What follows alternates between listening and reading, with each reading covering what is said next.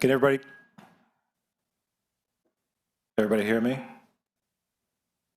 Mike, Dina, Forrest, okay. All right, we're ready to begin. This is the June 16th, 2022 meeting of the Board of Directors of the Ann Arbor Area Transportation Authority with a really severe echo. It seems worse than what it usually is, or does it? Yes. No, you don't want to hear me at karaoke. I was gonna ask, does anyone else have their microphone on? All right, we'll do the best we can. Okay. Mike, can you hear me?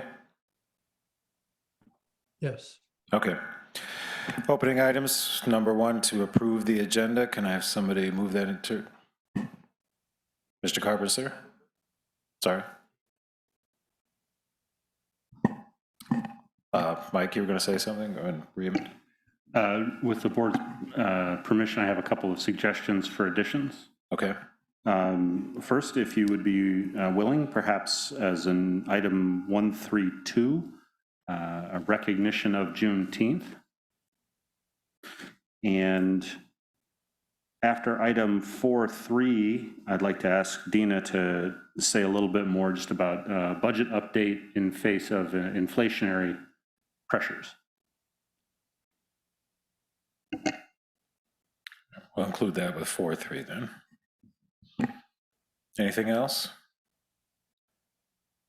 Can I have somebody move that amended agenda into the record? Kathleen, seconded by Susan.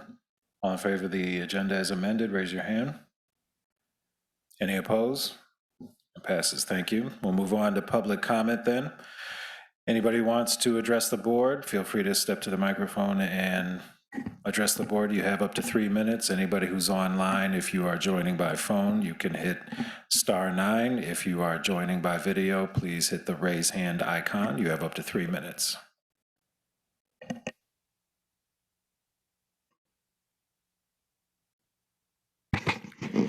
Michelle Barney, City of Ypsi, Chittister Place. Couple of things. I'm hearing a lot of talk from people in the TheRide, occasionally a bus, and just anywhere, church for one thing.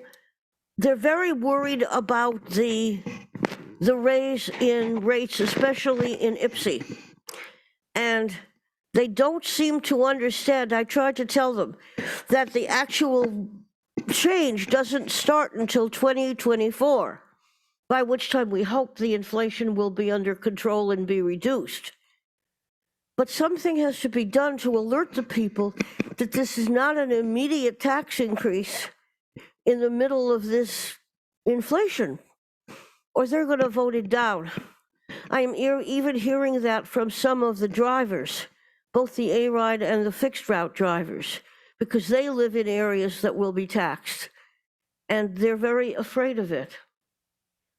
Another thing I hate to say, I'm doing a lot of telephone banking to get out the vote, and I'm still hearing a lot of hate speech and a lot of racism. If you could afford to print posters that can be around in public places like public libraries or whatever, I think there need to be more pictures of multiracial bus riders, including, and I hate to say it, lots of white folks, because lots of people think that only poor and minority people ride the buses, and they're against the millage for that reason. So whatever publicity we can assume, oh, and yes, people, in my opinion, people should be dressed in business clothes, because people think that those who ride the buses are drunks and junkies and scuzzies. And they are almost invariably surprised when I speak up to such a bunch and tell them that I ride the buses because I'm usually in a dress or something businesslike. This is fairly casual for me. And they're very surprised. And so I think we need to continue to combat those stereotypes. The other thing is, do we have any plans to get together a group like we had 5 years ago that is going to do the promotion? Like I can ride the buses and tell people, if you ride the bus and you want there to be a bus, vote yes. Last time, there was a wonderful mixed group. There was Rabbi Youssef and some people from the Mexican-American community in the area and some black folks. We had lots of different groups who then went out and did the campaigning that the bus company can't do for itself. Do we have any plans to do that? I haven't heard anything about that. And it's very important because the Republicans started campaigning for their agenda before I got involved in March for the Democrats, and we were late. And it's time for the bus company to plan how it's going to reach the public besides these cards. People in my building, even people who ride TheRide, get these cards in the mail and throw them out. They treat them as junk mail. Maybe they've already decided to vote yes, I hope so. But there needs to be more outreach, and I would be happy to be a part of it. Thank you, that's all. Thank you. Anybody else who wants to address the board this evening?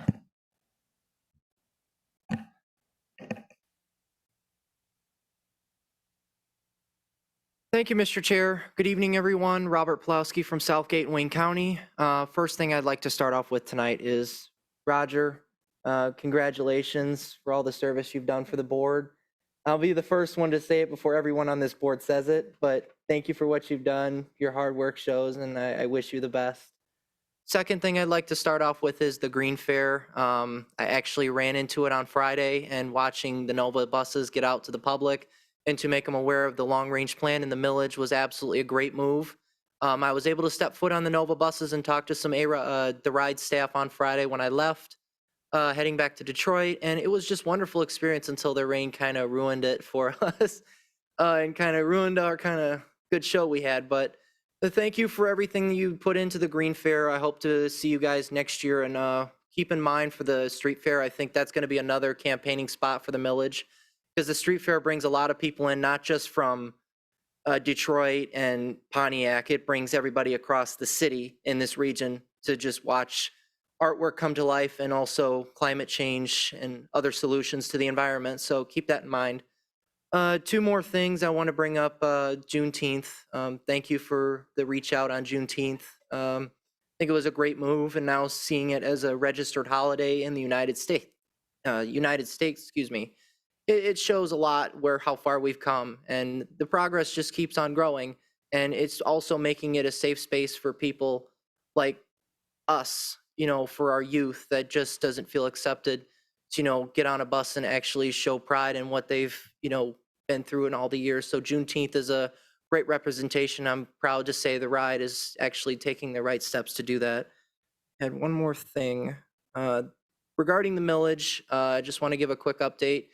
I will be helping you guys out. I would like to get more involved with the millage, any campaign that you guys having, I would like to get more involved. I'm actually going to be going out a month of July to go out on some street corners. I'm going to do Washtenaw Carpenter, State 94, holding up signs. They're going to be all homemade, and I'm going to be trying to get some honks for the millage. I know we're approaching the month.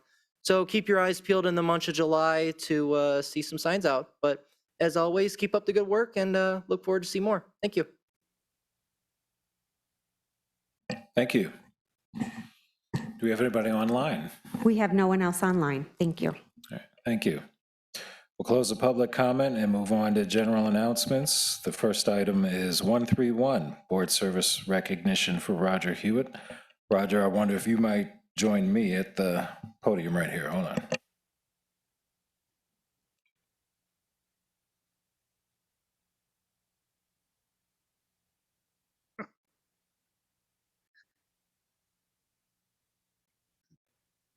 Yep. Hope I'm not. So we do have a plaque, and it just reads very simply, Roger Hewitt, in recognition of your insight, leadership, and dedicated service as a member of the AAATA Board 2016 to 2022. So it's a very simple message, but it doesn't even really begin to convey what Roger has done for this board and this organization, and his contributions, his insight, his leadership, Roger jumped into a leadership position with this board almost right away after he joined. I remember when I first met Roger to talk about being on this board, he had several interests. He was very well informed already. He was ready to go as soon as he came on here. He's been a tremendous partner for me in terms of helping organize the board, governing the board, pushing the right issues forward, making sure all the right voices were heard. And I simply just don't know where this board or this agency would be without Roger's contribution. So, Roger, for you, we'll give him a round of applause. Thank you. Well, thank you. That's very kind. I really treasured my time on the board. I wish I hadn't really been put in a position where my other demands in my life forced me to make some difficult decisions. But I really enjoyed the time on the board. I worked with very dedicated people, both on the board and on the staff, Matt's staff, and a number of other staff members that I really admire the dedication, the hard work, and I think we've moved the board or the whole authority forward in the last, since I've been on the board. And it looks like from everything I can see, it's going to continue to move forward and continue to expand and bring public transportation to more and more people in the county. So I thank all of you for being great partners, and I'm sorry I had to leave, but I'll be thinking of you, and who knows what the future may bring. So thank you again.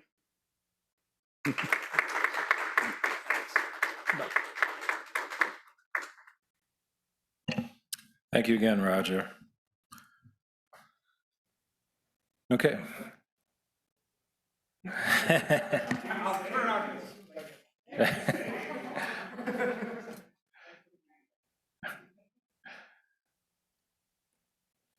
We'll move on then, per our amended agenda, to 132, a recognition of the Juneteenth celebration and holiday. And I'll turn it over maybe to Mr. Carpenter for some opening remarks. Thank you, Mr. Chair. It's my pleasure this evening to bring forward a somewhat emergent idea for your consideration. Juneteenth is a long-standing day of celebration in many parts of American society, yet many have only heard of it for the first time in the last few years, and only last year did it become a recognized federal holiday. Recently, the president of our union, TWU Local 171, Ms. Delisa Brown, approached management and asked if all staff could come together and celebrate this moment together. And management felt this was an excellent idea and has been working with TWU to recognize and commemorate this important event among the staff. Our efforts this year have been geared primarily towards raising awareness and educating ourselves and our community about this important part of our history. Some of the things that we've done internally are available here this evening and on your tables. We have commemorative stickers and informational cards.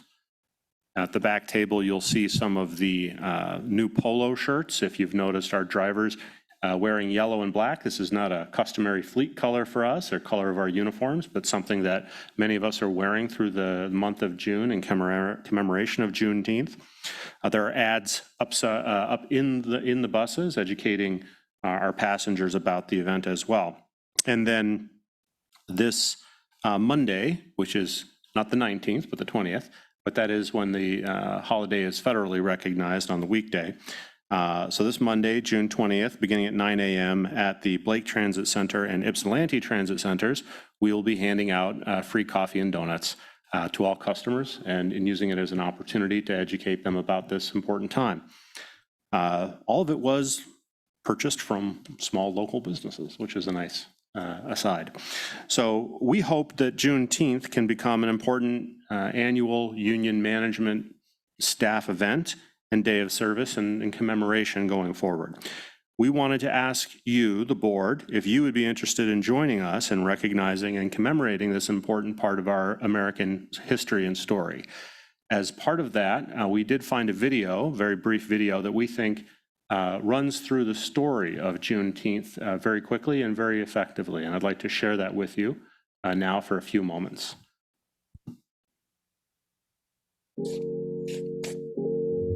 Juneteenth, short for June 19th, is the day commemorating the end of slavery in the United States.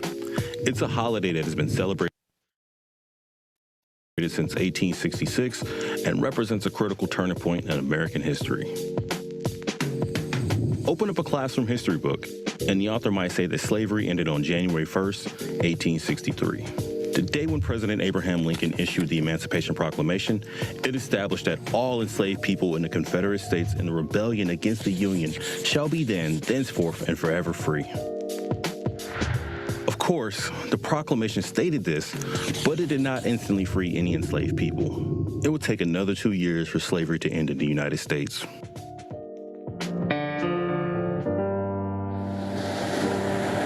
In Texas, slavery continued uninterrupted during the Civil War. The state wasn't involved in large-scale battles, and there wasn't a real presence of Union troops. 2 months after the war came to a close, U.S. General Gordon Granger arrived on Texas soil and read General Order Number 3. The people of Texas are informed that, in accordance with a proclamation from the Executive of the United States, all slaves are free. Granger's arrival marked the freedom for 250,000 enslaved people in the state. Although emancipation didn't happen overnight, celebrations broke out among newly freed Black people. Juneteenth was born. The following year, freed people in Texas organized the first of what became the annual celebration of Jubilee Day on June 19th.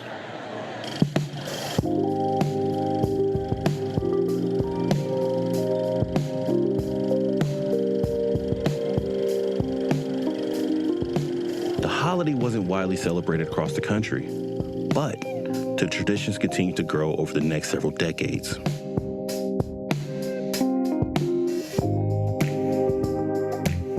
By 1979, Texas became the first state to make Juneteenth an official holiday. Finally, in June 2021, Congress passed a resolution establishing Juneteenth as a national holiday. And now we take you live to the East Room of the White House, where President Biden is going to sign the law making Juneteenth a national holiday. All right. Juneteenth marks a date of major significance in American history. It's the longest tradition of celebrating the emancipation of thousands of enslaved people who forcibly worked and lived in inhumane conditions. The 2-year march from when the Emancipation Proclamation was signed to the arrival of troops in Texas is a metaphor for the many ways in which freedoms for Black people have been delayed in this country. Today, the holiday is a way to acknowledge past faults, help heal current divisions, and move toward a future of a more perfect union.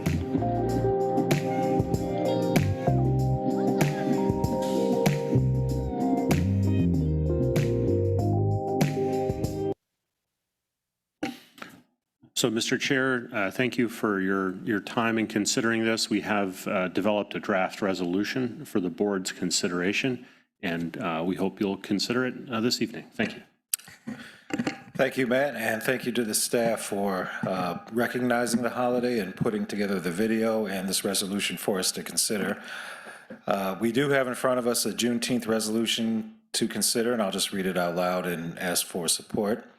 Whereas the President Abraham Lincoln signed the Emancipation Proclamation on January 1, 1863, declaring the slaves in the Confederate territory free, paving the way for the passing of the 13th Amendment, which formally abolished slavery in the United States of America. And whereas the Civil War ended with the surrender of General Lee at Appomattox Courthouse on April 9, 1865. And whereas this news reached Texas when Union General Gordon Granger arrived in Galveston Bay with Union troops, it was on June 19, 1865 that he announced, "The people of Texas are informed that in accordance with a proclamation from the Executive of the United States, all slaves are free."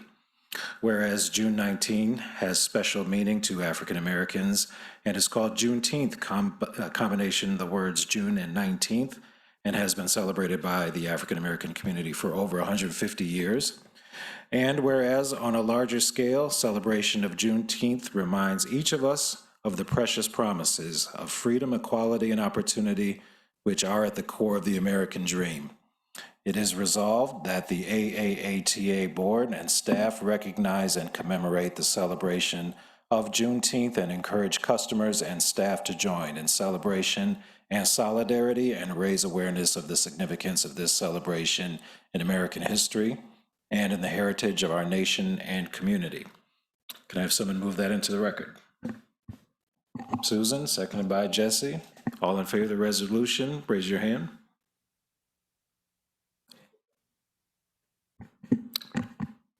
We can have discussion, sure. We'll back up and have discussion then. What would you like to discuss, Raymond? Yeah, sorry. First of all, I do want to applaud the union. I want to applaud management for recognizing this. I'd love to hear the fact that it's been a good way to have a dialogue between staff and the union and bringing awareness to an important issue in our country, an important celebration. And I don't want to damper that at all, that celebration, because I think it's important, but I do have some reservations about getting a resolution for action an hour before the board. This wasn't agendized. It is an actual action item. It's a resolution, and it is something we could have anticipated. So I just say that I will vote for it today because I think this is important. I think I want to support it, but I won't do that again. So I just wanted to put that on the record because I think it's important that we, for transparency's sake, that we don't rush things on agendas, especially things that we could have anticipated coming. So that's all. Sorry to put a little cloud over it, but I felt procedurally we had to kind of make that known, or at least I did. Thank you. And I'll take some of the blame myself for not pushing this along faster within the staff. Any other comment? All right. All those in favor of the resolution, raise your hand. Any opposed? Passes unanimously. Thank you very much. And again, thank you, Matt, and the staff for putting this together, and the TWU. Moving on then to section 2, our consent agenda. We have board meeting minutes from last month, committee meeting summaries, and the FY 2023 board meeting dates. Can I have somebody move the consent agenda into the record? Kathleen, seconded by Rich. All those in favor of the consent agenda, raise your hand. Opposed? Passes unanimously. Thank you. We'll move on then to section 3, policy monitoring and development. Section 3.1 is board retreat planning. If you go to page 13 in your packet, you can see a quick summary there of what we discussed at the governance committee meeting a few days ago. There were some ideas there. What was suggested are maybe 2 half-day retreats, one in Q1, one in Q2. A list of proposed agenda items, nothing set, of course, in stone. This is what we're discussing here. I will say this about the agenda items proposed. We tended to list things on here that we normally, we either have not taken up as a topic yet, and we think we need to, and we don't have an established process or procedure, i.e., so you won't see the long-range plan on here in terms of a board retreat item or something like that. And we're certainly open to other ideas if people want to suggest something else for the board retreat. And would just like to get some feedback. I do want to be clear, planning for this probably won't take place until after the millage vote, and so sometime in September. So it'll be a little ways out there, but before we can start to map this out. But it will probably not be till after the millage vote and the long-range plan is finalized. So I'll open it up for discussion. Any discussion from the board on board retreat? Any thoughts at this point? Susan? I'm just curious if there was a discussion about the other capital projects along with the propulsion examination. How those all sort of fit together. The garage comes to mind as an example. No, I think most people thought that was something that takes place in the service committee anyway, so we didn't put it on here, but certainly happy to talk about the capital plan and the project plan if you want to have people consider that. We can? I just assumed that the two would go as together, because what little I know as a layperson, things like the new technologies will require different things in the garage, more space, all that kind of stuff. Sort of ties in together the timeline and how we make sure we have the appropriate resources. So it just, the garage came to mind with that one. Thank you. Anybody else? Further thoughts? Jesse? I feel like I should know this because I was at the meeting, but I think we've already discussed this, but could we go and get a little detail on what is meant by futurism as a proposed topic?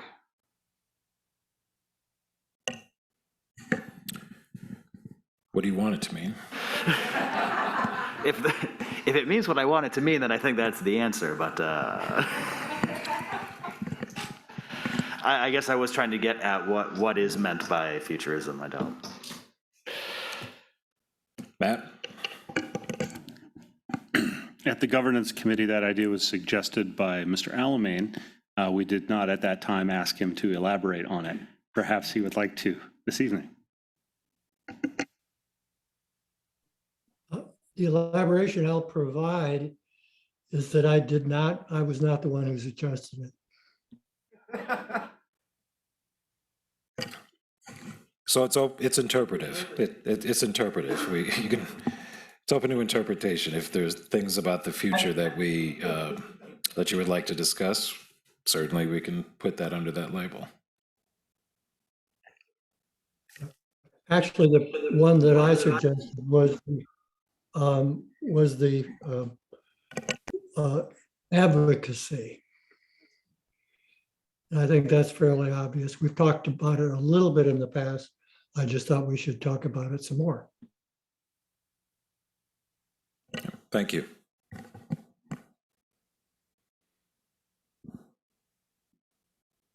Any others? Any concrete thoughts?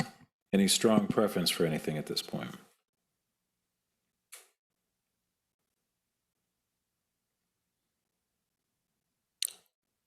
Can I get some feedback on whether you think the retreat is actually a good idea? Should we have one? I see a yes. Susan? I think it's a good idea, and I like, because I have time, that we break it into two so that there's substantive time to really get in deeper. My challenge on all of these is they're all noteworthy. They all deserve some attention in terms of our work as policymakers. And I think it would behoove us to focus in deeper. And maybe we'll leave to governance to sort of focus on what each of those two retreats might focus on. What are the two most important, and what the outcome would look like in terms of our role as the policy of the policymakers. Yeah, and I agree. Kathleen, do you want to elaborate on the DEI component to this? I don't know that I have anything in addition to add to DEI, just that there are so many built-in inequities in transit. And with everything going on in our world, I think it's important for us to get in front of it and to be a part of it, and not in a way that is just that is not just in a way that's, how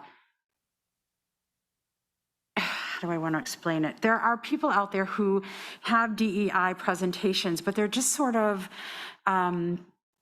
they pander to just getting the information out. There aren't really any real solutions or hardline discussions and things like that. And that's what I want from us. I would like for us to find a speaker who is really well versed in transit inequity and what the built-in inequities are, so that we can arm ourselves with a better future. Thank you. Well said. Jesse? Yeah, I think in terms of priorities for me personally, the two topics that I've been hearing from the most from from people, members of the community, when I'm doing outreach on the work that we're doing, is propulsion and the diversity, equity, and inclusion. I think Susie made a really good point about the propulsion in the context of our capital plan is going to be really important. And I think it should at least, I'm hoping, can at least be presented in the context of what that has, like what kind of implications that has for our plan. I know that's something we've talked a lot about.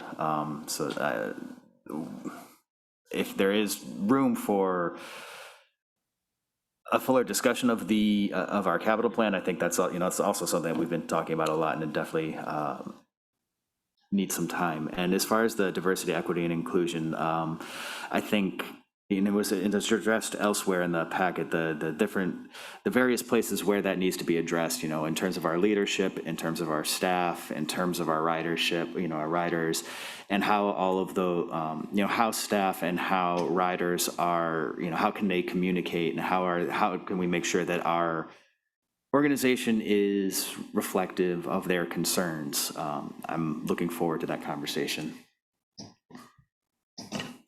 Thank you. Any other thoughts at this point? Susan?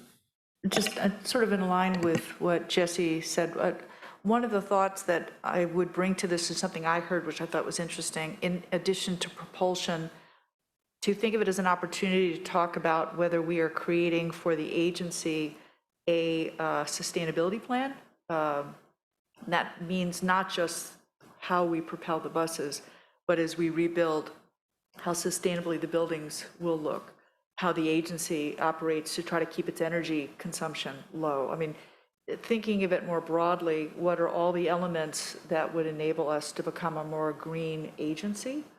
And so I pose that, not wanting to get us away from propulsion, which I think is the big topic, but whether that is an opportunity to talk about creating an overall plan for ourselves. So again, as we build new buildings, we're building them as green as we possibly can, and so forth. It's just a bigger question. No, I mean, to hear you talk about it, Susan, it's an interesting, which one is the chicken, which one is the egg? So, I mean, are we talking about propulsion in the context of sustainability, or sustainability as a component of propulsion? We could do either one. And sustainability with a component of it as propulsion, which drives an overall larger sustainability plan that includes propulsion, buildings, capital projects, other than propulsion methods, or alternative fuel, things like that. That would be a much larger discussion than just talking about propulsion and how that fits into carbon footprint or something like that. I mean, that's one's a very big thing to chew off, and one's a smaller, more focused thing. So we'd have to probably consider that. Others? Maybe if we can reach one or two format decisions. Everybody, is everybody okay with one in Q1 and one in Q2, like a half day each, or does anybody want a full day, 8-hour thing we do? Mike, what are your thoughts? Oh, I clearly think it should be two, and it should be limited to roughly a half a day each. A full day is, I think we've proved in the past, is just a little bit too much, and we really drag near the end. So I think that makes a lot of sense. And also the timing that is proposed here, October, November timeframe, and then the second one, January, March kind of timeframe. Also wanted to mention, although I don't want to downplay in any way, the capital needs in the capital plan that would relate to various things like propulsion, and the fact that propulsion does require more than just buying buses. It requires an infrastructure, for example. But I just wanted to point out that we will be discussing the capital plan during the budget, and the budget will be approved in the month of September. So that, I mean, we're already going to be doing a lot of talking, I hope, about the capital plan. I know Dina will have it ready for us, but that will be a really good opportunity to talk about that. Good point, thank you.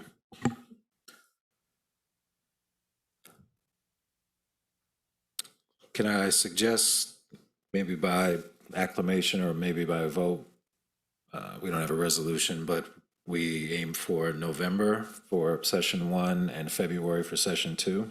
I think that would give the staff, particularly the finance team, the ability to start working out a budget just in case we, start thinking about how to formulate a budget around any concrete ideas that come out of the board retreats. Jesse? Just in terms of the, Matt, you can speak to you have an October presentation from staff regarding propulsion. Is that when you are anticipating giving, like at an October retreat, or is there going to be you pointed out October in that? Yes, thank you. And that was briefly discussed at the governance committee. When I look at sort of our business work over the next several months, August obviously will probably be focused on the millage. September is the budget. The next month after is October. And we are just now reviewing our first draft report on propulsion from our consultants who've been developing a comprehensive report for us. We're going to finish that up over the summer. So that becomes the document that we use to educate ourselves and the community about the pros and cons and costs and benefits of switching propulsion systems. October is simply the first month that is free from a scheduling perspective. And so that's the one we tossed out as a possibility.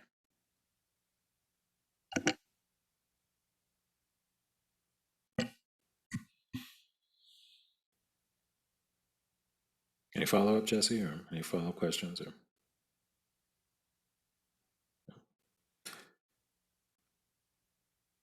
so I assume, Matt, the staff would be flexible enough to push to November if the board decided to talk about it as a retreat item at the first retreat, and we decided to have it in November. Or would you prefer to go out October?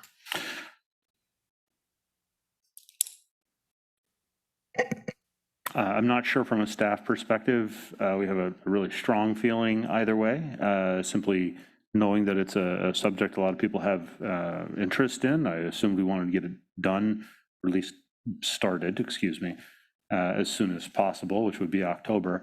I do anticipate the full conversation about propulsion will need to unfold over several months. It is not a small conversation, as we've already discussed. The implications for capital planning are considerable.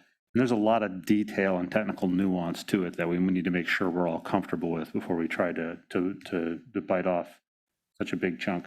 So October is sort of the date we had targeted. If the board prefers November, of course, we can do November.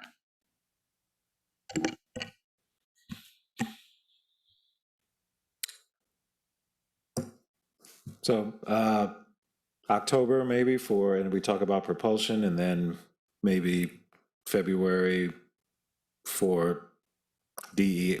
We could maybe even fold a couple of these things: diversity, equity, and inclusion, advocacy, the future. We could talk about all that in February. Okay. So we'll go with that tentative schedule if everybody's okay with that. I don't know if we need to vote on it. I mean, things may change. I don't want to have a resolution in case we need to be flexible with it. All right, well, we'll go by that, and then we'll think through some of the items and come back next month with maybe some further thoughts. Okay. All right, we'll move on then from board retreat planning to monitoring improvements 3.2, and I'll turn it over to Mr. Alamayer. Okay, thank you. Actually, before I start that, I'd just like to amplify a point that Kathleen made on diversity, equity, and inclusion.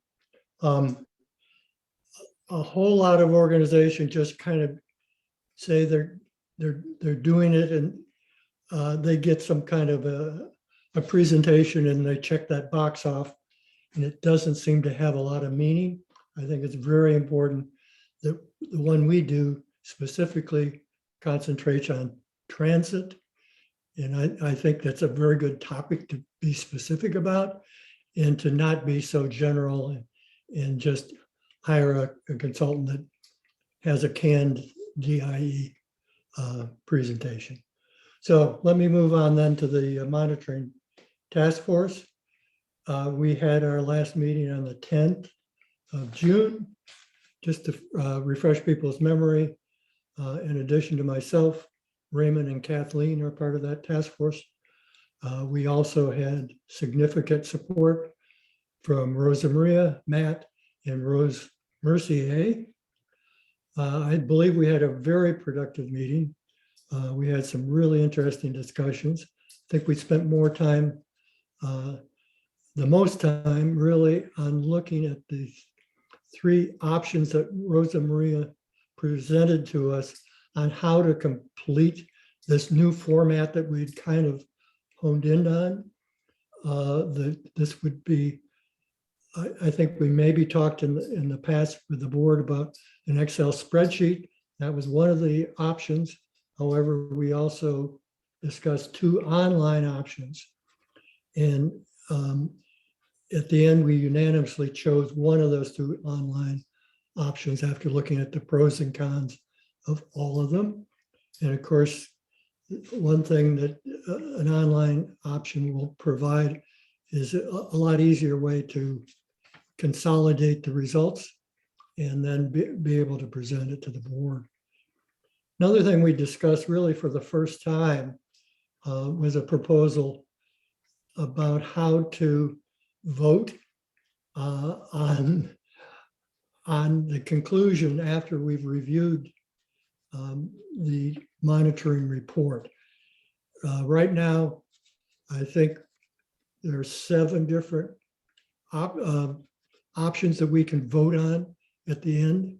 And we've had a lot of discussions back and forth on whether it's a good way to do it or not.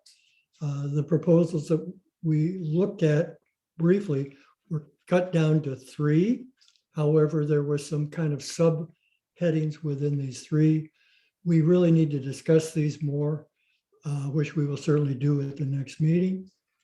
But let me just restate our objective is to bring a proposal to the board as soon as we can that would not only propose how the board goes about filling out this online form, which will be very different than what we have today, and also how we will propose voting on that afterwards. So anyway, we'll have some more interesting discussions at our next meeting, which is the 7th of July. And I would certainly like to ask Raymond and Kathleen if they want to add anything to this.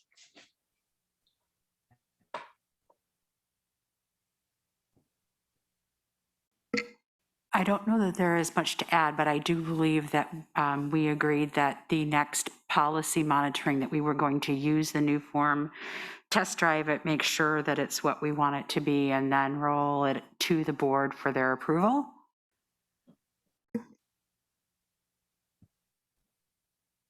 Raymond, anything more? All right. Thank you. Mike, anything more to add? Nope. Right. Thank you for the report out. We'll look forward to more next month. We'll move on then to item 3.3, and that is the monitoring report of section 210, communication and support to the board. And I'll turn it over to Mr. Carpenter for his report. Thank you, Mr. Chair. The monitoring report for communication and support to the board policies begins on page 14 of your packet. You will note that I'm suggesting that you may consider it as a compliance level B, compliant except for items noted. I would ask everyone to turn to page 36. This is where we see one of the new tools that is actually being test driven this evening, developed partially in response to Mike's committee. You see this color-coded table. We had received a comment from a board member, might have been Mr. Hess, about understanding the history of compliance and how policies had or hadn't been compliant over time. And Rosa Maria Nijuki developed this table to try to meet that need. We'd love to get feedback from you either this evening or at any time in the future about whether or not this is a suitable way to do that. It also, as I was preparing my report, seems to work out pretty good as a way to sort of walk you through the compliance. I'd like to start in fiscal year 2022, and I'm going to start at the bottom and work my way up by way of walking you through it. I should also note, we did have a board survey. Board members responded generally supportive of compliance, but there were a couple of questions raised that I hope to answer in my comments as I go through them. So a little bit of backdrop for this, I think, are important. Obviously, the pandemic was still going on during this period. The cyber attack hit us in October and had created quite a bit of confusion. And the fares were included in our annual budget for adjustments to the fares for the first time in probably over a decade. So those are three things that will come up thematically as we go through this. So at the bottom of this table, item policies 231 or 210.3, excuse me, is seen as partially compliant because item 210.3.1 was only partially compliant. That one had to do with paperwork. That's all that was. There was a piece of grant approval that I couldn't sign that the board needed to approve from MDOT. It was 1 month late because of the cyber attack. So the lower level policy was not completely compliant. That rolled up to the top level one. Similarly, under item 210.2, item 210.2.4 was partially compliant because we didn't update the policy manual after you had made a change earlier in the year, in part because there's some turnover in my office and I had failed to let new staff to know this was something I needed them to do. It did get done, but not in a timely manner, so it's only partially compliant. 210.1.5, there is a long list of information that you've requested I provide to you. There was one item that we had not done. I am to provide you with a presentation on innovation in general, and I had not done that during this period. Just so you know, my presentation is half drafted. I look forward to giving it to you probably before the budget. So we'll be compliant very shortly, but we were not compliant during this period. And then finally, we get up to 210.1.3, which has to do with making sure the board has enough good information for decisions that you have reserved to yourself. And generally speaking, I think we did a good job. The survey seems to support that with one notable exception, and that was the budget proposal regarding fares. Clearly, when I look back on that, we did not provide adequate information behind that proposal or information on the policy interpretations. This was discussed at the time. I think some of you may remember that discussion, so we're marking it as partially compliant because that fares discussion just that wasn't good enough. Everything else was fine, but that one thing gets marked down. 210.1.1, there was a policy that did not get monitored. This one just has to do with scheduling and monitoring of policies, and that's policy 2.0. It was scheduled for this January. We did table that policy for the service committee. They did review it. It is reflected in their minutes that they recommended acceptance as compliance. And then we canceled the January board meeting due to a bad winter storm and the need to come back to in-person meetings maybe a little before we were all entirely ready. So that policy is outstanding. We haven't tabled it. We did put it on the website, I noticed, but I do take responsibility for not bringing that back over the last 5 months, so that's on me. It is ready. We have provided it to you this evening. We could review it retroactively if you like, or simply wait until next January to do it again. But in any case, for this one policy, it's counted as non-compliant in that regard. And because of all of these partially compliant elements, the overall policy can only be at best described as partially compliant. But I don't think the issues here are unknown to any of us, and generally not, I think, really earth-shaking. So it's up to you to decide if and how you wish to accept this report and whether or not and to what degree it is compliant. Thank you, Matt. We'll open up for board discussion. Anybody who cares to give a comment or question for Matt on the report this evening?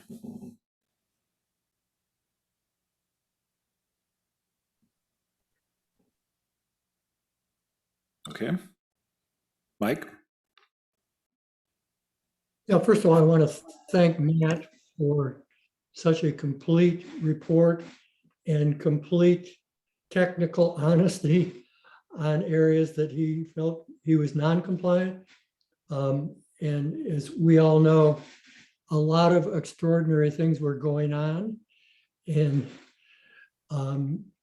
Matt wasn't really overtly trying to make excuses, but he was explaining why certain things didn't happen when they were supposed to. But a lot of that was not within his control. I really compliment Mac for such a complete report, and I think his performance was very good, much better than you would see if you looked at all of the partially compliant ones. Thank you, Matt. Let me also mention that this is another really long monitoring report. We had a long one last month too, which was the governing process 3.0 to 3.8.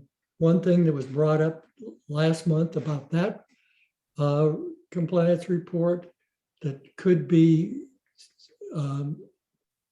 echoed here is maybe these long ones could be broken in two. I mean, that's just something to consider. You know, some of these monitoring reports are fairly brief and simple. The last 2 months have been not that at all. And it really does take a long time for the staff to put these together, certainly. And also if the board is going to really do a good job of evaluating them, reading them, contemplating them, answering questions about them, it takes a lot of time. And let me just confess that one thing that the monitoring task force has discussed is the fact that the procedures that we are coming up with, we feel are much, much better in terms of directing board members on how to look at all the individual items that are being monitored. On the other hand, at least for a while, it's I think, pretty clear that it's going to take even longer than it has been in the past. And we don't feel very good about that. And when you particularly look at these long reports that we have that Matt has submitted to us, it's really a dilemma. We want to do a better job at monitoring, and yet we don't want it to take up so much of our time that we don't have time to do other things.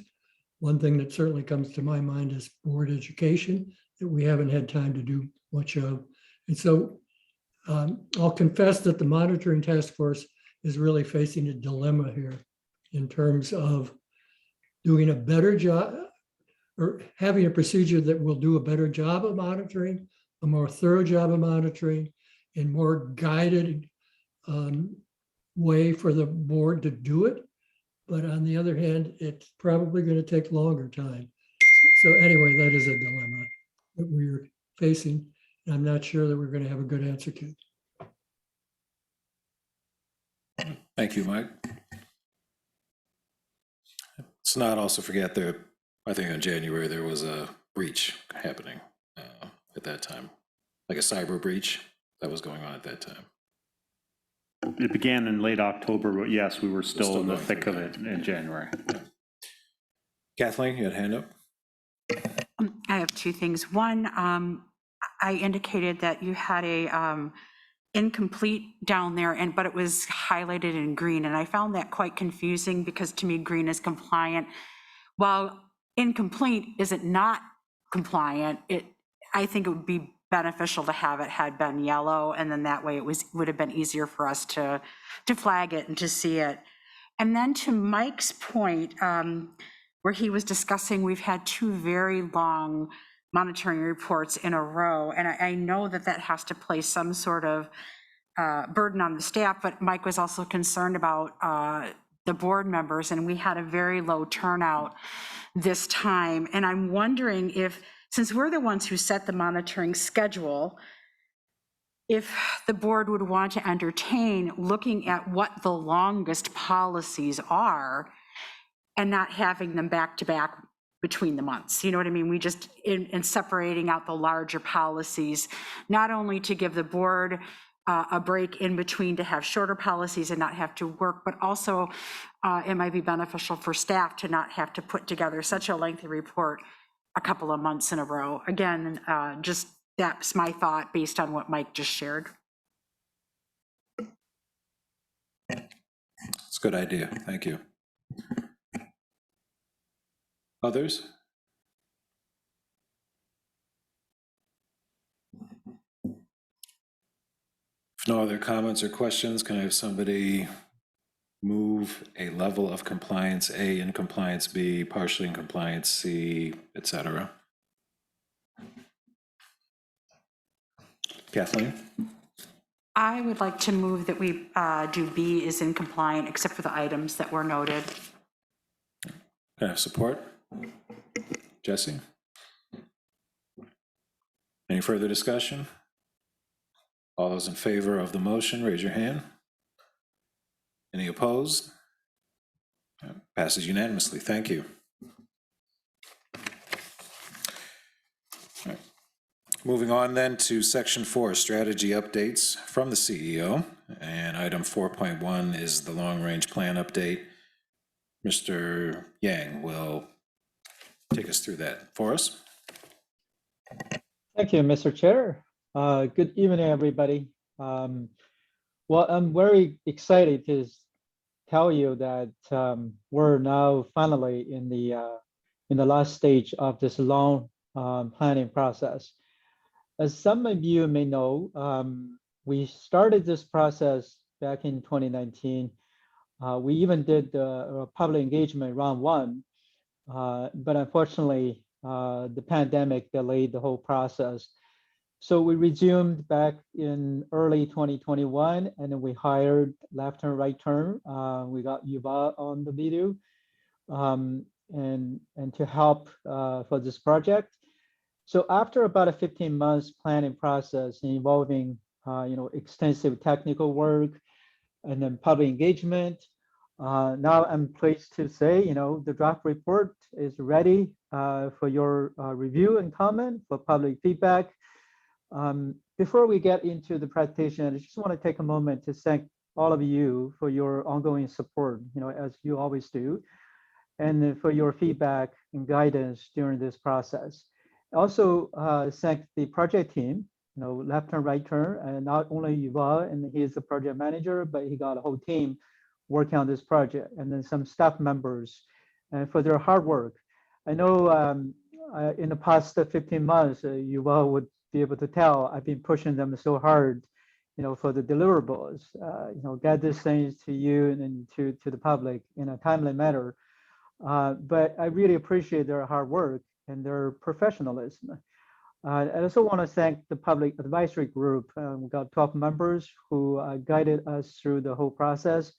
And also everybody like stakeholders, public members who supported us and also provide their valuable feedback to this plan. Anyway, so I'm going to turn that over to Yuval for the final presentation of the draft plan. Thank you. Thanks, Forrest, and thank you everyone for having me. I'll just turn on the screen share, and if I can get a quick thumbs up that it's great, thank you very much. And Forrest, you stole some of my opening remarks. I was going to start by acknowledging many of the folks that you called out. So yeah, to the board for your guidance and leadership. It really was great to meet with you at various stages and walk through and move through this process with you. The public advisor group that we formed early on in the project gave us some really neat ideas, quite frankly, many of which have worked their way into the materials that you see today. And then stakeholders in the public. Yeah, there was just a real excitement from the community in general about the vision for transit and how we can make transit better. I want to thank the project team, like Forrest said, some of which are actually here today in the audience and may help answer questions. But I also want to thank Forrest and his team, who were really strong partners in doing this, and worked just as hard as us, if not harder, to make sure that the plan that we put together is the right one for the community. So with that, I will get started with our presentation today. If you can hold your questions till the end, we'll try to keep this presentation to about 30 minutes. Through that time, we will share some things that you've probably already heard before, but still important to echo back, and as well as if there's any new members in the public or the audience, they'll have the full background. So today we'll share the background. We want to talk about the recommendations as they're laid out in the draft plan, which was in the board packet, the implementation financial plan, and of course, end on some positive thoughts and of what transit can be in the Ann Arbor Ypsilanti area. So starting with the background and specifically the project goals and the scope that we were set with when we were brought on early last year. The RIDE 2045 is guided by the board's ends, very much so, but we also wanted to take the engagement and the thoughts from the community to help ensure that we understand what the priorities are and what we should be building towards with the plan. And the key themes that we heard that were echoed by the ends and sort of aligned with the ends are, first, improving social equity, so providing equitable transportation to jobs, education, services, and housing, improving our environment and giving travelers an efficient and more environmentally friendly transportation alternative, and particular, viable alternatives to private automobile, supporting a strong economy by connecting businesses to people and providing more efficient transportation, and in support of all of that, growing ridership, which is fundamental to building these other initiatives, and recognizing that ridership growth comes from making transit that viable alternative to car. In terms of the overall scope for what we looked at and what we didn't look at, I think it's important to reflect on that for a moment here, so that if someone watching this is questioning why certain ideas weren't put forward, it very well might be that it was something that was sort of put aside at the beginning. Our scope really focused on how to make transit better in the city of Ann Arbor, the city of Ypsilanti, and the township of Ypsilanti, so the 3 member municipalities. There was some limited treatment and exploration of opportunities in adjacent municipalities, but really the focus was on where current residents are already using the RIDE services. We also looked at and focused on projects and changes that are longer term in nature. So things such as evolving the service network, introducing bus rapid transit, introducing priority routes and high frequency routes across the service area. Those are things that take a longer runway. And so those are the things that we really spent a lot more time and energy in terms of analyzing. Similarly, changes to the facilities and fleet and technologies, such as construction of a new garage, transit hubs, the shift to zero emissions vehicles, and improvements to fare and technologies. Those were within our scope and really the focus of our efforts, again, because of the time frame that you'd want to plan around those. The things that were outside the scope, therefore, are looking at an expanded service area. So specifically, should other member municipalities be joining the RIDE, looking at the detailed route design. So, we drew high level lines on a map, the nitty gritty of which roadways those would be turning on, that would be left to the short-term planning processes that already exist but would be based on the principles within this plan. The detailed regional transit planning piece, which we identified priorities, but recognized also that there's a regional transportation effort underway being led by another party. And so our job is really to support and feed into that. And then finally, the organizational structure and design. And we looked at it at a highest level in terms of the size of the workforce and how much would the workforce need to grow to be able to support a larger operations, but we didn't look at the specific structure of the organization and the roles and responsibilities within. That's again more of a shorter term initiative and therefore is left aside as it relates to this plan. The RIDE 2045 took place over 4 phases. So as Forrest mentioned, there was initial work in that guidance phase that started in September 2019, but then had to be paused due to COVID in March 2020. We were brought on in February 2021, and between February 2021 and July 2021, we focused on developing the goals and the methodology to inform how we are going to move forward with this process. The board's ends and the vision that you've set were foundational inputs, and if you look at the guidance report, the guiding framework, that's the plan guidance report that's on our project website, you'd see that echoed there. But thankfully, we were also able to, through the phase 1, hear from the community, and as I mentioned earlier, hear very much similar tones in terms of what are the priorities and things that matter to people. The second phase was analysis, which ran from March to August. And in that phase, we looked at TheRide's current operating situation, what was working well, where are the challenges. We looked at the changing landscape for transit and transportation in the Ann Arbor Ypsilanti area, as well as potential solutions that could be considered. And we included within this phase an assessment of how the community would change. So looking beyond just transit at the broader community, how are its demographics changing? How is the built form and the infrastructure around the community changing? What is the potential for technology change? And using that to inform what are the opportunities that could be considered in the future. So those opportunities and all of that understanding fed into phase 3, where we started to play around with potential scenarios for what transit could look like and how the ride could change over the next 25 years. You may recall that was we had a big engagement push, which we'll touch on in a moment, where we narrowed in on 4 scenarios that were focused on different levels of funding, and we took those to the public and stakeholders for input. And we used the feedback from that going into our 4th phase, which was finalization, where we narrowed in on a single final plan. We developed implementation concepts, financial a plan associated with it, and again, brought that to the community, which we got excellent feedback on, and then used, of course, all of that feedback from that last stage of engagement earlier this year to narrow in on the plan and to finalize the plan that you see today. Engagement was a very significant part of our project, and we tried to do our best to relay that and to share a lot of that information and to really use the opportunity of this long-range plan to also educate the public as much as possible.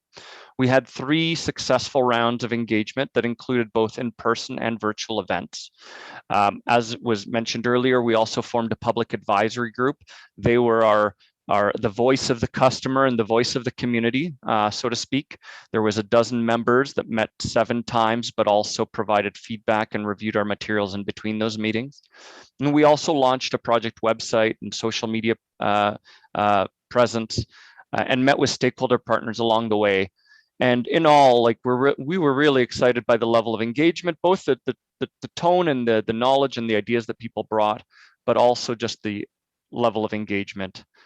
We heard from upwards of 4,500 interactions. So that some of that might have been the same person coming to different rounds, but we spoke to literally thousands and heard from literally thousands of people through those in-person and virtual engagements, people responding to our surveys, sending us emails, leaving us phone messages, and so forth. And Within that, it's worth noting there was an effort to capture a representative sample of feedback and to track key demographics and to identify when a representative sample was not obtained. And so we did make adjustments throughout the process to ensure that the engagement was as broad as possible and to make sure that as a diverse audience was reached.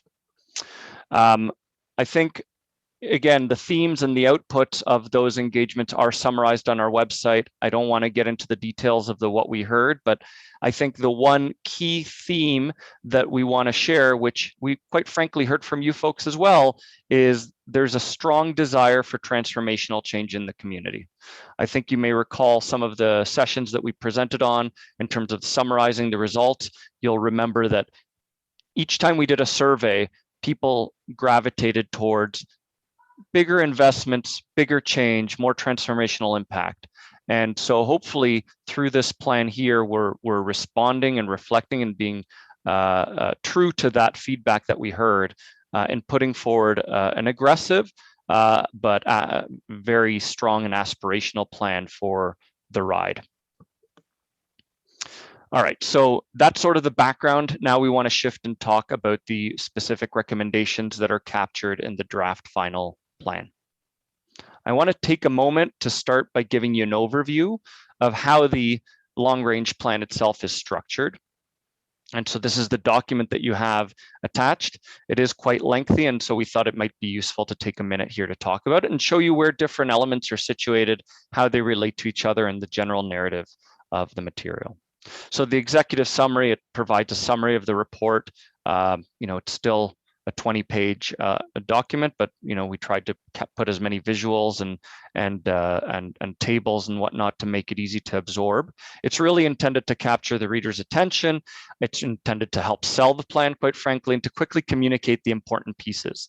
And it starts off with the plan highlights and benefits to the community, and ultimately leaves the reader understanding why this plan is great. The background sets out why the plan is being made, right? So it establishes the current state and the future context of transit in the Ann Arbor area. It also sets out and defines the plan scope, much like I did in this presentation. It includes a summary of the planning methodology, how we did analysis, how we made decisions. It also connects in the guiding framework that you directly contributed to. It explains and details how decisions are going to be made, and it details on things as well, like how ridership and emission were modeled, in case someone more technical wants to understand what methodologies were employed.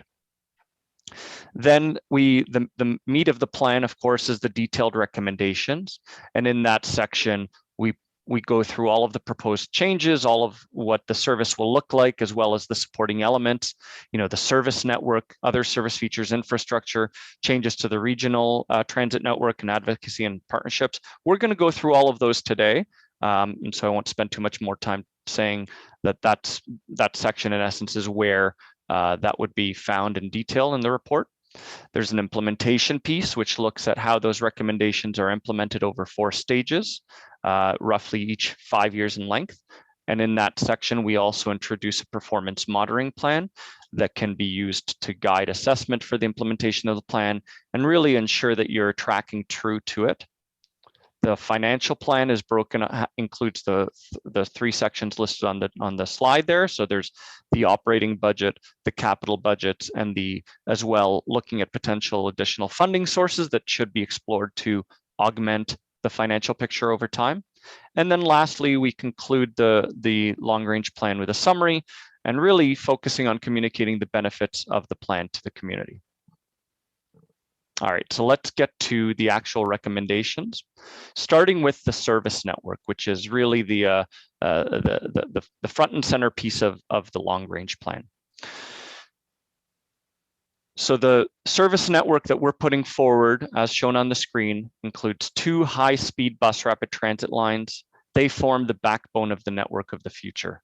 So those are the lines in red on the map. And the rest of the plan and the rest of the network is really structured and built around those 2 elements. The network itself and the other services that I'm going to talk about are all designed to funnel into that BRT to maximize its speed, efficiency, and effectiveness. Central to the BRT's importance and effectiveness is the use of transit priority features and making it a limited stop service. And so both of these features will make the BRT faster than a conventional service and make transit a much more competitive option for travelers.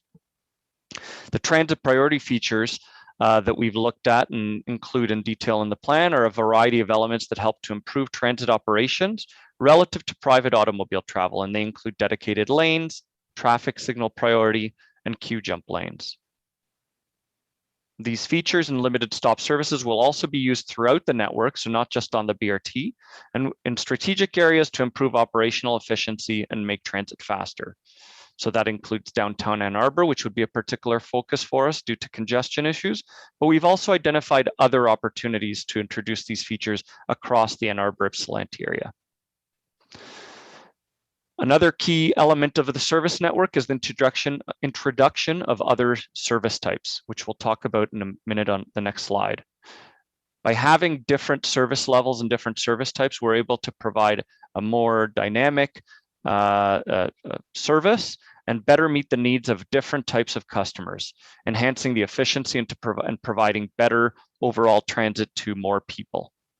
One of those services, which is I'd like to call out while we're on the screen here, is the high frequency network, which is in the light blue. The high frequency network was one of the things that really resonated with the community, and we heard very many positive things about. And so I wanted to just call that out. And of course, the high frequency network is where we'll have 15 minutes or better service at peak periods. And we'll talk about it and the other services on the next slide. But foundationally, it's important to recognize that the plan evolves the ride and the service that the ride provides, the network, from what would traditionally be called a hub and spoke network that's focused on downtown Ann Arbor and downtown Ypsilanti, to more of a grid network with routes crossing each other at even intervals. And the grid network isn't possible without the high frequency network, which creates better peripheral transfers. Also, moving to a grid makes the system more efficient, allowing for the high frequency network to be achieved with less investment. All right, so I mentioned there's other service levels. They were captured on the different colors on the previous slide, but I wanted to talk about them for a moment. So we have on-demand services, and so those are provided in areas of low demand and to fill coverage gaps to improve access to transit. We have base routes, so those are neighborhood routes with frequencies of 16 to 30 minutes each during peak periods. They'll serve lower demand corridors and help to improve transit choice. And I'll tell you that approximately 13% of the service hours in the plan go towards those base routes. We have the high frequency network, which are routes with frequencies of 15 minutes or better during peak periods. They'll run along busier corridors and are spread throughout the service area. Those were those light blue lines. And almost 46% of our service, so nearly half the service, is going to be focused on that service type, on the high frequency corridor. So we're putting a lot of service hours into making that successful. We have an express route on I-94 that we're introducing, and that's going to be a point-to-point limited stop service, and it's intended to effectively use the high-speed, the freeway, and move customers quickly over long distance. And so there we have 2% of service hours focused. We have priority routes, which are limited stop frequent services with some transit priority features. And these routes serve the busiest corridors and are intended to move people quickly across the area. They'd actually serve on the same roads as some of the other base or high frequency routes. And so customers traveling on those corridors would actually have the choice of getting on a local or high frequency route or getting onto the priority route if they're going a longer distance. And these would actually have 10-minute corridor frequencies during peaks when you layer those two services together. And we'll have 23% of service focused on priority routes. And then lastly, the highest order of transit that we're offering is the bus rapid transit, which is going to be the fastest and most frequent service. We'll have 5-minute peak frequencies, significant transit priority features, measures high capacity buses and higher quality amenities along the route. And there we're going to have 16% of service hours focused on delivering that service. I want to take a few minutes to talk about some of our objectives in designing the network and how those objectives translate into outcomes. So first, we wanted to create more options for one-seat journeys. So what I mean by that is direct trips where customers don't have to make any transfers and can sit in one seat on one bus and get from point A to point B. And so on the screen, I'm not going to read them out. These are new one-seat journeys that we're creating. These are new origins and destinations that today you'd have to switch buses, take multiple legs, but in the future network, you just have one bus that would take you from start to finish. And we achieve this by transitioning to more of a grid network and reorganizing routes as well to better capture high projected travel patterns. TheRide 2045's network also significantly reduces the travel times for the average trip taken by transit. So there's lots of reasons for that. Of course, the BRT service that we're introducing, transit priority features, limited stop services, the revised network, longer and more direct routes. All of these things help to translate to what ultimately equates to a 39% average improvement in travel time. You can see different improvements throughout the system, but we're really excited by what this means for people and giving them a viable alternative and a competitive alternative to car travel. So I've talked about the first two service outcomes shown on the slide already. There are a few others that I wanted to just go over briefly, but not as much detail due to just not enough time. So next is more direct routes with fewer deviations. So helping to make routes move faster and which will also help reduce the overall passenger travel times. And it also reduces complexity, which makes transit easier to use. So that was something that we focused on when designing the new network. We also wanted to focus on, based on all of the feedback we heard, having the enhancements and service enhancements geared towards and focused on low opportunity index areas. Social equity, improved social equity was probably the goal that we heard spoken of the most. And so this was a key element in terms of developing and designing the service. And so while overall and pretty much across the network, you'll see improvements in efficiency, reliability, accessibility, speed, and convenience, these improvements are even more focused on low opportunity index areas, as defined by the Washtenaw County Opportunity Index. We wanted to create a broad access to high quality transit, and so the extensive high frequency network will bring nearly everyone in the member municipalities close to one or more high frequency routes. And then finally, we wanted to better focus service to demand.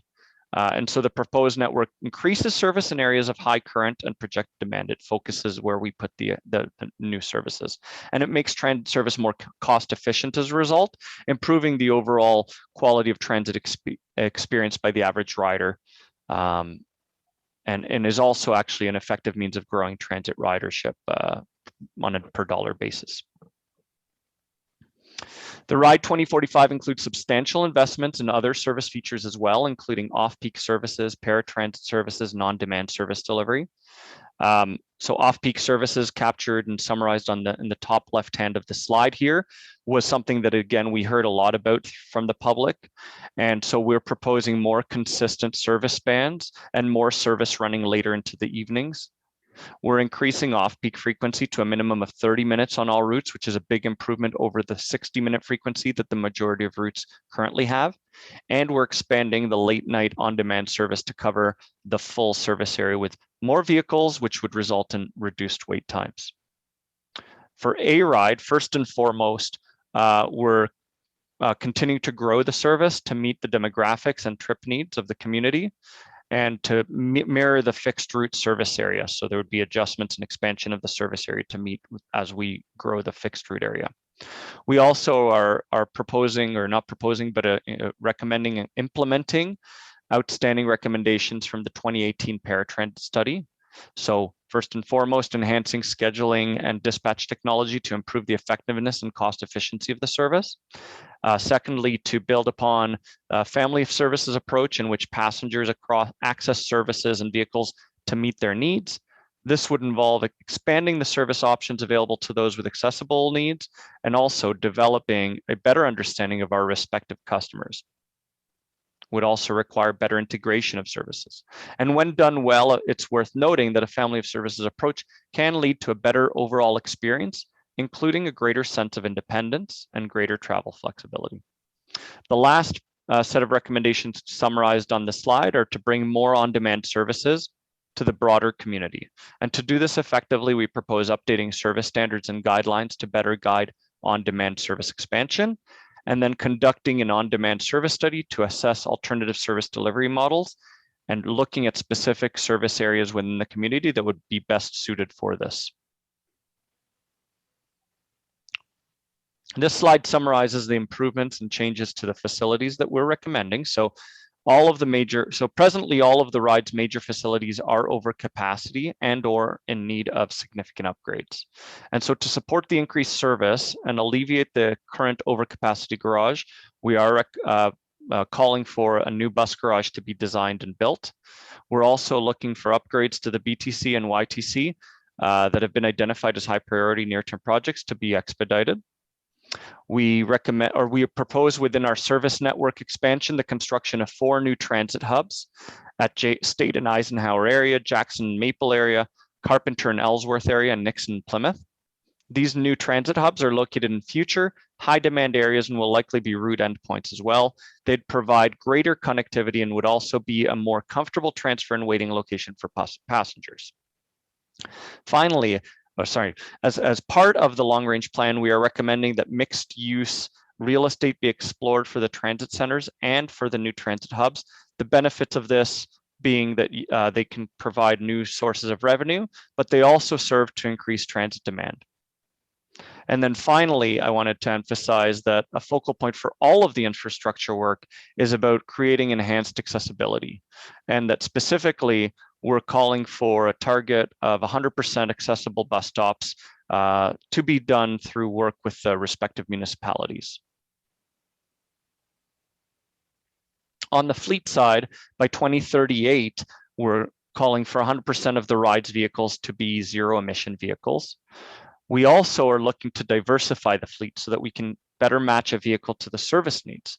So for example, large articulated buses would work more efficiently and would more comfortably serve passengers on busier routes, and specifically the BRT. And more smaller vehicles would work better for lower demand routes or for the on-demand services, so that operators can more easily reach the people they're serving. On the technology front, improvements in innovation technology are changing what transit looks like today and creating new opportunities for what it might look like in the future. As I've spoken to you about this in the past, dedicated funding has been allocated for 3 categories of technologies that will be important in the next 25 years.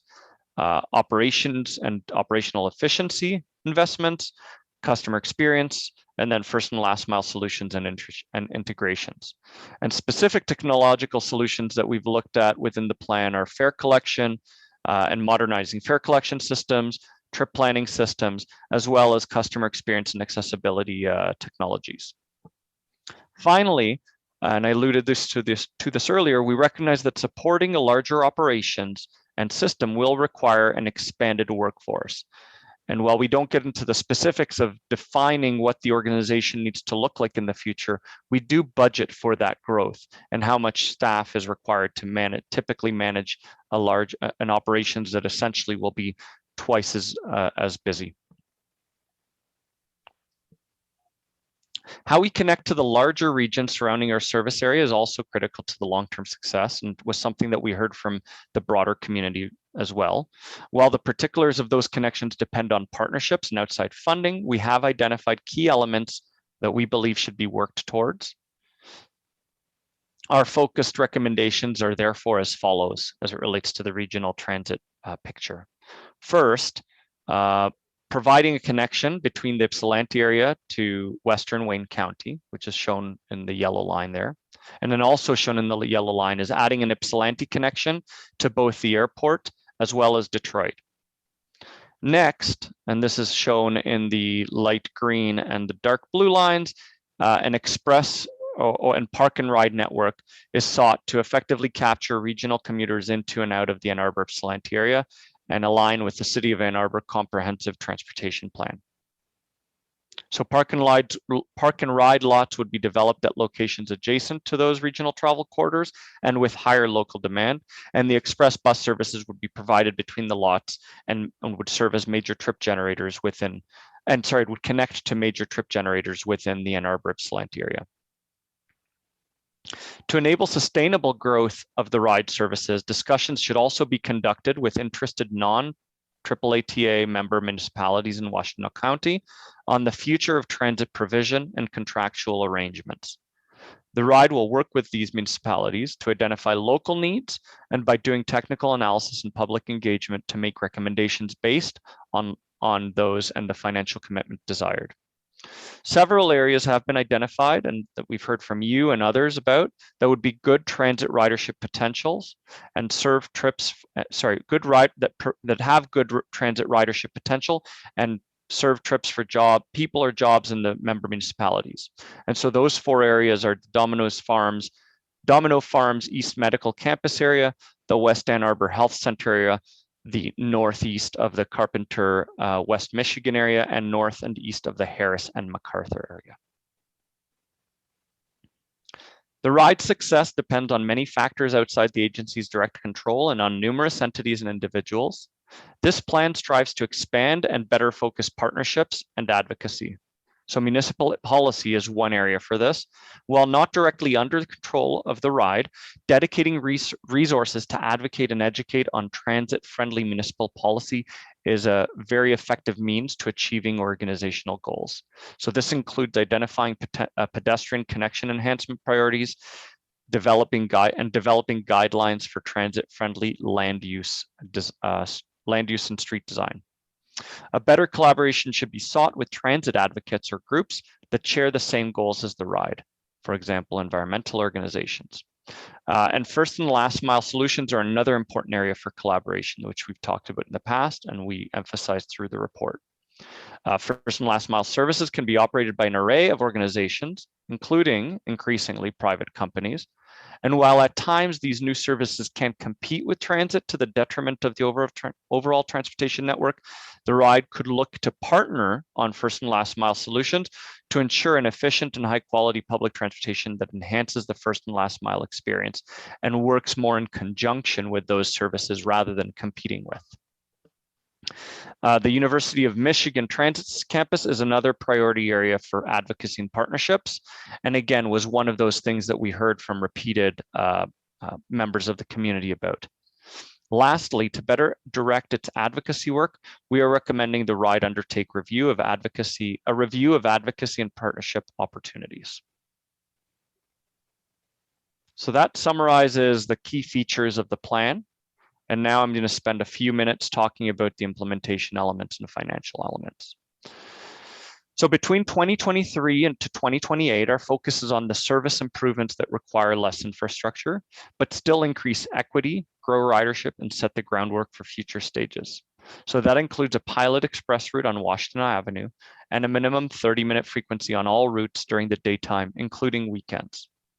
The major capital projects that we plan to undertake in this phase is upgrading the Ypsilanti Transit Center and the Blake Transit Center. We also recommend or propose starting the design work on the new garage and for the implementation of the bus rapid transit system and transit priority features. Starting in 2029, the second phase of the plan includes significant increases in service and an expanded bus fleet, enabled by the construction of the new garage. The BRT on Washtenaw will be built during this period, and we would have full service coverage extended to all municipalities, all member municipalities within this period.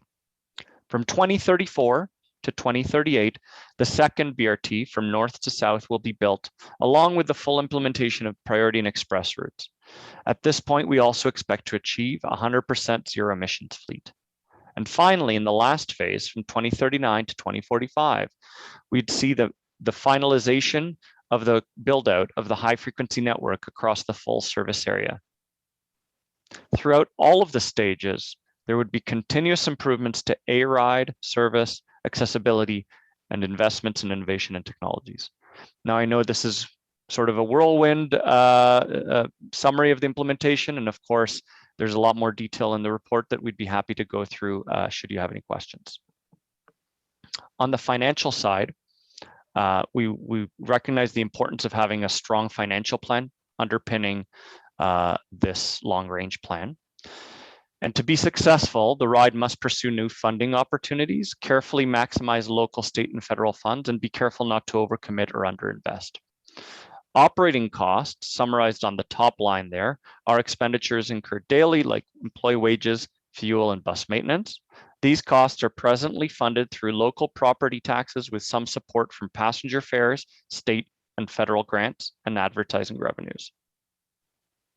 Capital costs, captured on the bottom line, are durable assets such as vehicles, buildings, and infrastructure. And I'll get into more detail on the capital and the funding on the subsequent slides. So let's start with the operating costs and the funding for it. So funding for operating costs is mostly sourced through local property taxes with some support from passenger fares, state and federal grants, and advertising revenues, as I mentioned. In 2022, local property taxes are expected to make up approximately 35% of the total operating costs. Now, without expanded revenue streams, this is expected to increase to 45 to 55% by the final stage of the plan. And this is mostly due to federal funding being redirected towards capital projects of the plan. Due to projected increases to ridership and efficiency, fares are expected to cover a greater proportion of costs, rising from 9% currently to 16% in 2045. Under this financial plan, the millage rate would rise by 1.7 for the first phase of the implementation, before seeing more gradual increases of between 0.3 to 0.5 for the subsequent 3 phases. Now, while this plan makes contingencies for the continuation of the funding structure, it is recommended that other funding sources be pursued to reduce the proportion of funding derived from the local property tax. Now, this slide summarizes the total capital costs required to build out the plan. So the total here is 658 million. So we have 20 million for innovation and technology. These are the specific allocations that I've previously talked about to ensure that the ride stays modern and efficient. We have 45 million for new vehicles that would be purchased over the course of the life of the plan. We have 113 million for the new facilities, which includes the new garage, the new transit hubs, as well as the upgrades to the terminals. We have 176 million for the bus rapid transit system to build out the stations and the new service. And we have 304 million for state of good repair and vehicle replacement. And so that includes vehicle replacement, facility maintenance, technology replacement of both existing as well as planned infrastructure. On the capital side, the biggest funding sources come from stable federal and state formula funding. Discretionary grant opportunities from federal and state partners are the other big funding source you see here. So these come from competitive grant processes that have a high likelihood of success and are generally tied to specific projects such as bus rapid transit or new facilities. Funding timelines and proportional funding sources have been planned to optimize grant application success with project impact and cost efficiency. And smaller funding amounts come from a capital reserve fund that will be built up through the local millage. The remaining 12% will be funded through currently unidentified sources. Now, potential sources for that include other grant opportunities, municipal, state, or federal, public-private partnerships, additional fare revenues, and various taxation opportunities such as parking taxes and sale taxes that could be explored.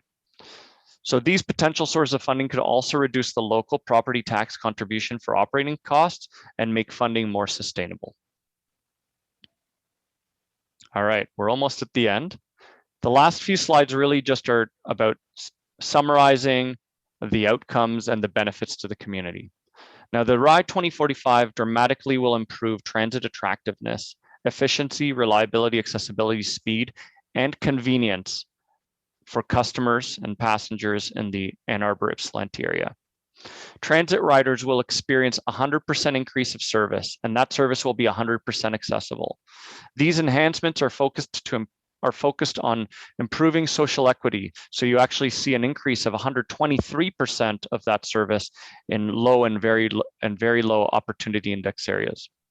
On average, trips are 39% faster, and 7% of jobs will be near high frequency transit. Altogether, this faster and more attractive service will, along with demographic growth, contribute to significant ridership growth. 150 to 165% is what we're projecting. And finally, by reducing automobile dependence, we'll be helping to avoid car trips, which will reduce transportation-related greenhouse gas emissions by 7 to 11% compared to the status quo. TheRide 2045 focuses on key goals defined by you, the board, which were echoed by the broader community. So central to the plan is its ability to reduce private automobile dependency. The community will benefit from the resulting structural change to travel. In particular, seniors, people with disabilities, minorities, low-income groups, and anyone else with more limited access to private automobiles will have better access to jobs, education, social services, housing, and shopping. This broader shift to transit will incentivize more walkable, vibrant, and healthy communities, leading to improved health outcomes overall. Transit investments also reduce overall community costs for transportation, as they result in long-term reductions in municipal spending on roads and parking, and individual spending on fuel and cars. In conclusion, TheRide 2045 is a long-range plan that will transform transit in the Ann Arbor-Ypsilanti area. The plan responds to the growing needs of our communities with a blueprint for preserving and expanding transit services and access to local and regional destinations. It is an ambitious vision that will require partnership, additional investment, and leadership. Through this vision, TheRide can help lead our communities towards a future with greater social equity, environmental benefits, and access to jobs. Thank you. Great, thank you.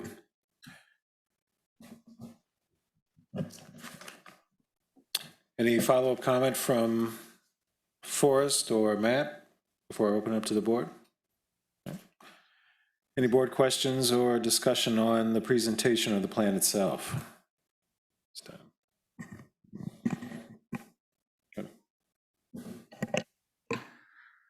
Thank you, Forrest. Thank you all for the presentation. Congratulations on putting together a very good draft document. I think it's really goes to show how much time and effort has gone into this, listening to the community, making changes as it goes along. I would encourage the board to look at, a lot of things in the document. I haven't had a chance to dive into it very deeply, but I appreciated the evaluation lens and on page 131 of the packet. Let's see, what does that translate to in the actual plan? Where it really gives some kind of strategic questions for us to contemplate in terms of how well the plan addresses our policy goals and things of that nature. So I think it's a really good way for us to think about holistically how this ties back to our ends, and then conversely, if our ends should be updated to reflect the long-range plan with this new direction, because this is the first time we've done such a holistic and comprehensive update recently. A specific question I have related to one of the targets is in relationship to propulsion and greening the fleet. I'm sure all of us are feeling the pain at the pump with gas over $5 a gallon. And I was just curious how we arrived at the 2038 target date. I think, there's mention in there that it was originally 2045, and then that was pushed up. But it's an oddly specific date, yet at the same time, it's not. I don't know. I was just kind of curious how we arrived at the 2038 date. Yeah, and thank you for the question. And let me clarify that we're suggesting within phase 3. So we're specifically not trying to be specific. So it would be within that range. Somewhere within that range is when you'd reach there, and recognizing that the specifics. And so that phase 3 is 2034 to 2038. And the specifics of that to be are defined through the parallel study that's being undertaken around looking at sustainable propulsion options, zero emission propulsion options, and making the right determination of which one is right for the ride. Now, within that, it's worth recognizing that there's also, vehicles themselves have a lifespan. Anywhere from 12 to 18 years, sometimes agencies may take to replace their vehicles, right? So depending on what technologies you're switching to and how aggressively you're able to switch to it, that sort of were some of the factors that went into that thinking around the phase 3. Thank you. And if I might, I can elaborate a little bit more because you've all mentioned the parallel propulsion work, and we have been sort of dovetailing the two efforts here at the end as a propulsion study is providing drafts. We're able to sort of see how the two things need to start syncing up. It does go to the lifespan of the vehicles that Yuval is speaking of. A bus, typically, we expect it to last at least 12 years. Any less than that, and the federal government kind of wants some of its money back. So for us, we're assuming if every bus lasts 12 years, buses that are purchased this year, for example, will still be here 11 years from now. So if we keep that logic, the fastest we could turn over our entire fleet would be 12 to 13 years. And if they then assume there's sort of a 2-year period before that where we're having our internal discussions about the propulsion decision, figuring out what sort of technology we need to do, figuring out how to pay for it, applying for grants, all of that sort of stuff, that leads to a 14 to 15-year transitionary period. So if we start that in 2022, we end up in around 2038. So that's where the propulsion technology study and the long-range plan began to come together.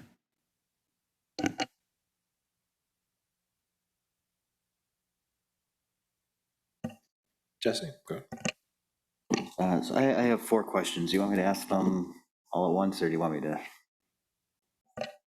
We can ask them one at a time. Well, I mean, I do plan to ask them one at a time. Okay. Thank you, Yuval. That was. So you were just asking to be nice? Yeah, it's like, do I going to do this congressional style where I have my time and I think maybe that's the mode we're in right now. But no, thank you so much for that presentation. I started to dig into the document, but there's a lot there. I do plan to read all of it. I did just finish my book, so I suppose I don't have any excuse not to start digging into this. But again, I do appreciate the presentation and how much work you and your team put into all of this. I have a few specific questions. One was, could you speak a little bit to how, you talked about the importance of equity, and I know that, I've asked about this in the past, but when you were talking about how you would expand service in areas of low opportunity as identified by the Opportunity Index, can you talk about how you determined which services to expand in those areas, so that those were the areas, like, were they the services that those people wanted, or there were assumptions made on what services would benefit those regions? Certainly, thanks for that question.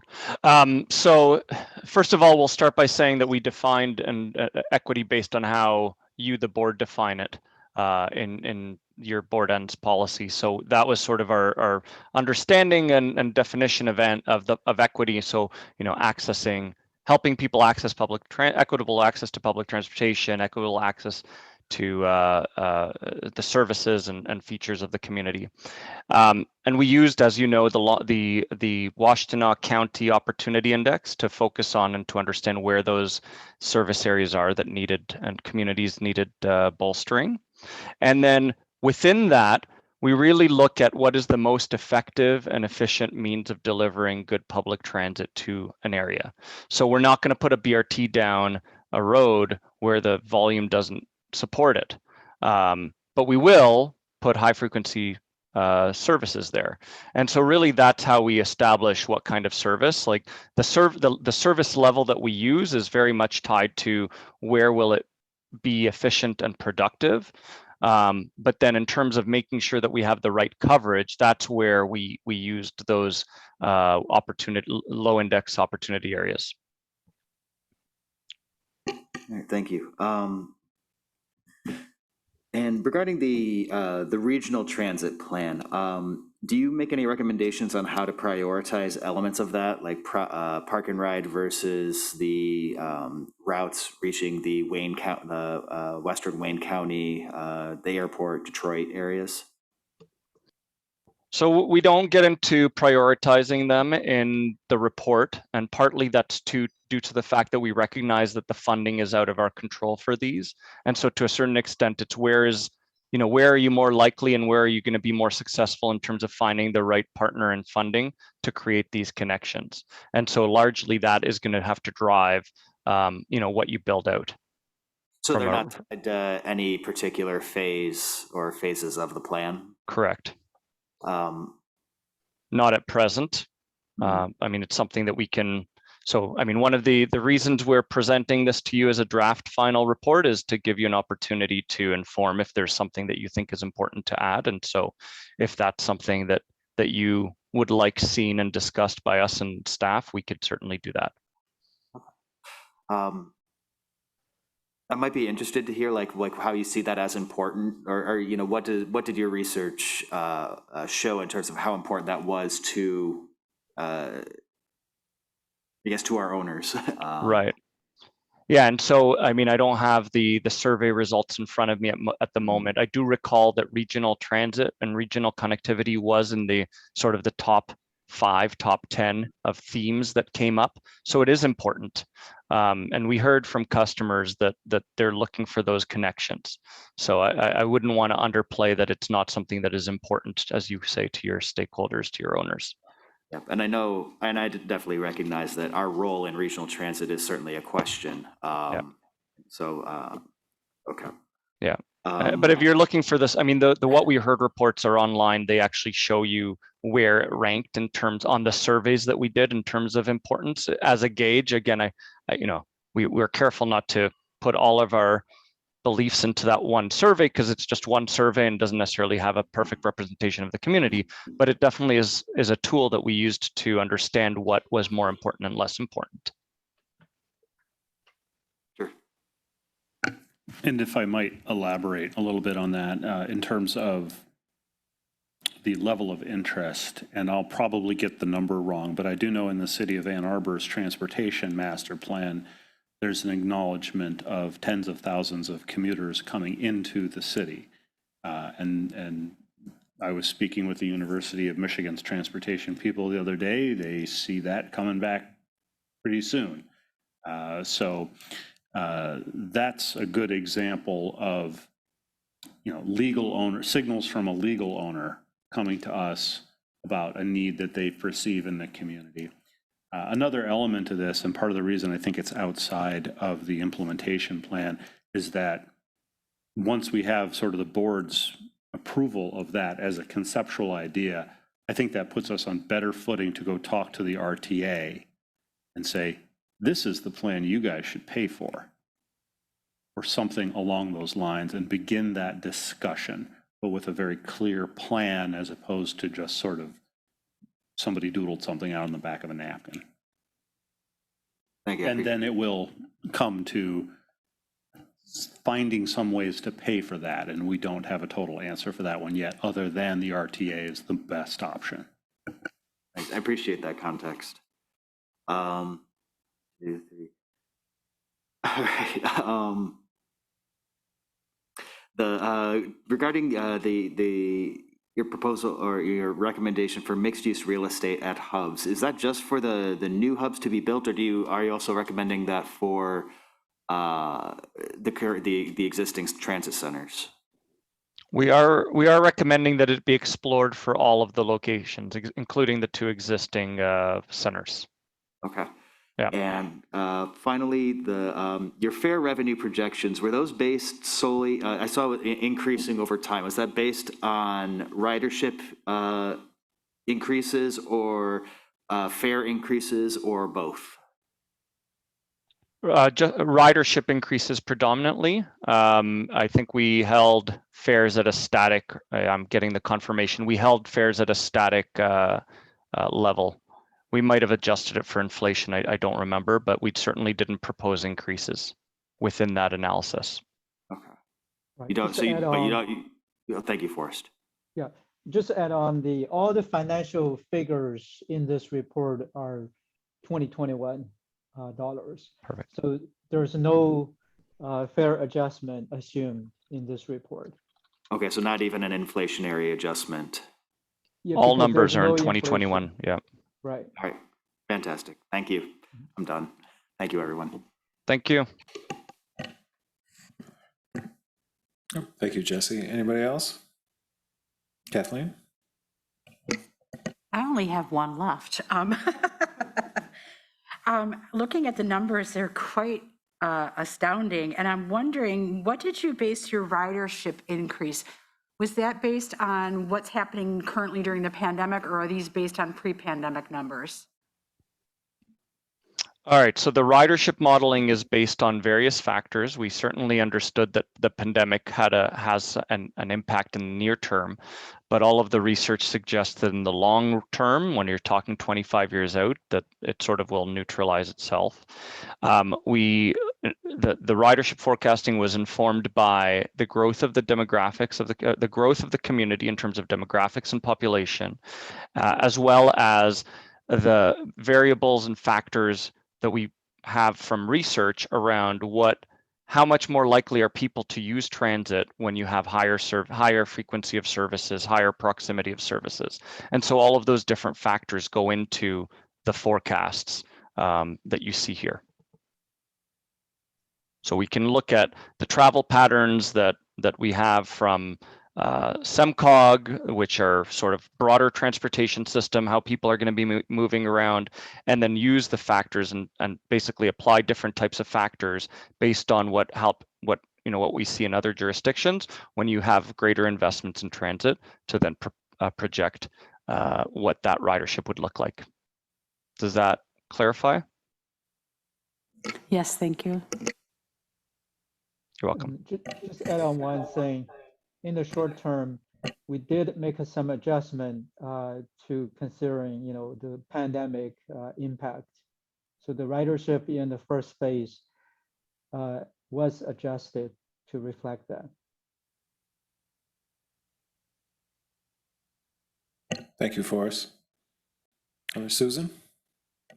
My question is more of timing. We're going to find out from our community in a few weeks what the voters think about this first 5 years of this plan.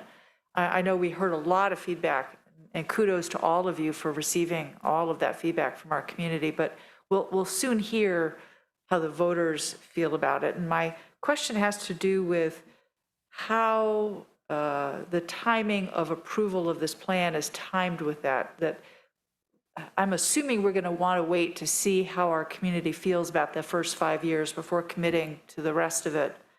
But I guess I'd like to hear your assumptions as well, just because in my mind, it has everything to do with the timing of how the rest is implemented. But I guess I'd like to hear your thoughts.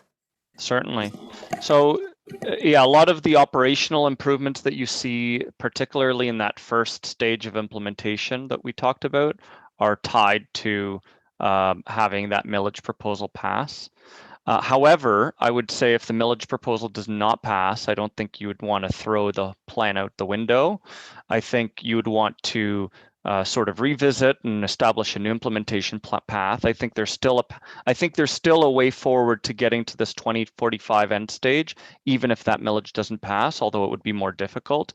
I think you'd want to focus on, in the near term, through the first 5 years, moving forward with a lot of those capital intensive studies and projects, which quite frankly get a lot more of that external investment and funding. So looking at how to move forward with and prioritizing the build out of the new garage. And so you could try to get that design underway, as well as the BRT service. And so then that way in the next go around, hopefully you have more success. Now you're able to actually activate all of those things that are contingent on those key infrastructure elements being built out. Thank you. And so just to maybe even be specific, holding off on a vote on this plan until after, perhaps when we get to the August board meeting, so that we have more knowledge, I guess, about the implementation schedule. It's really, as you're saying, it's really more the schedule than the details. And maybe Forrest and I could respond to that one. From our point of view, whether you approve it in July or a little bit later in the year, I think we can be flexible. But it does sort of raise, I think, a question this board has discussed before. Is it better to have the plan finalized to help the millage pass as part of the overall messaging that there is a plan that the millage is a part of? Or is it more prudent to wait until after the millage succeeds, and I like to say, wait until after it succeeds, to finalize the plan in case we do need to make any adjustments? Forrest, is there anything you'd like to add? And from your perspective, does it matter from the administration of the plan whether July or August is better? And if we were not successful at the millage, Forrest, how do you see the long-range plan possibly needing to evolve? Thanks, Matt. It's really kind of the board decision. When do you want to approve it?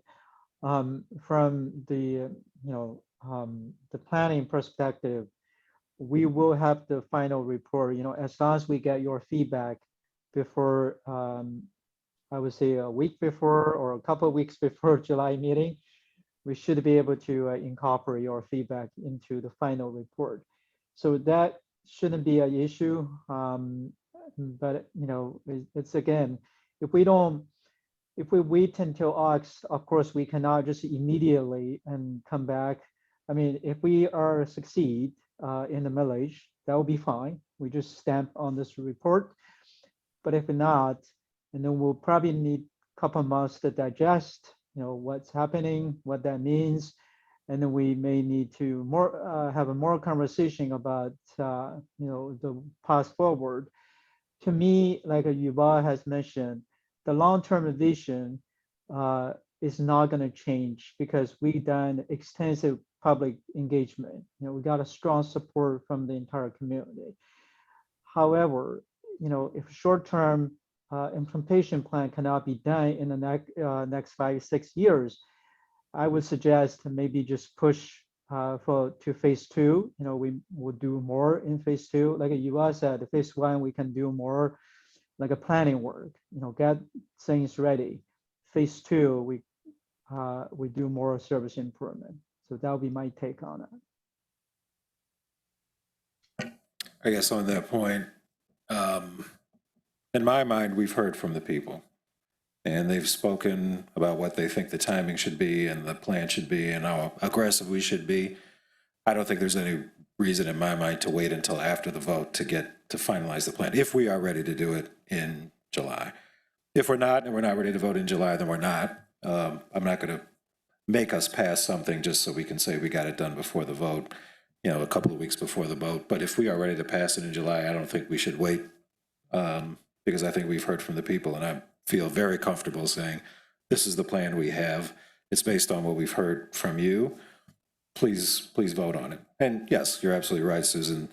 This millage vote will be a referendum on how good they feel about the plan, but I think we've heard from the public that they feel very good about what we've heard from Yuval and Forrest and everybody else.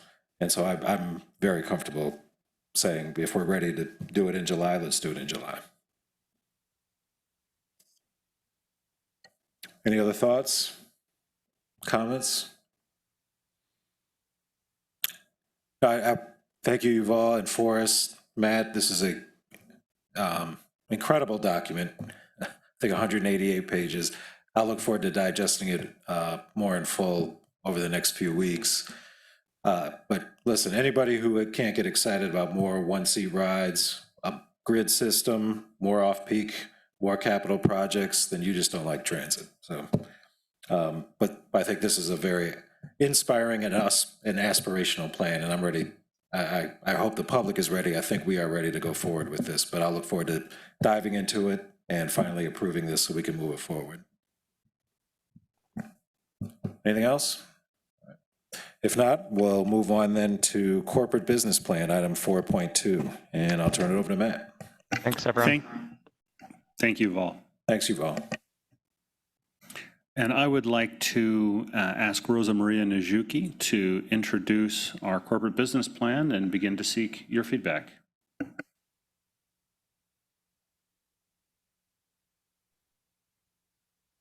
Hello, everyone. Can you see my slide? Yes, we can. Thank you. So thank you, Matt. I will go ahead and introduce the corporate business plan. Just to give a brief background on the business plan. The corporate business plan is a tool that aligns the needs of the communities with the operations of the RIDE. It highlights major initiatives in a 5-year context and provides the board, the public, and stakeholders an opportunity to weigh in on major decisions before the details of the budget are developed. This increases transparency and participation on major initiatives while streamlining the budget process. So now let's take a look at the process of developing the corporate business plan. There are 3 states to the process: the current state, the desired state, or future state, and the gap in between the 2 states. The desired state or the future state describes the RIDE operating at the capacity preferred or desired by the communities we serve. Specific targets of this state are outlined in the board ends policies. The current state is an assessment of services as we offer them today. Understanding the future state and the current allows the RIDE to identify gaps and opportunities for improvement.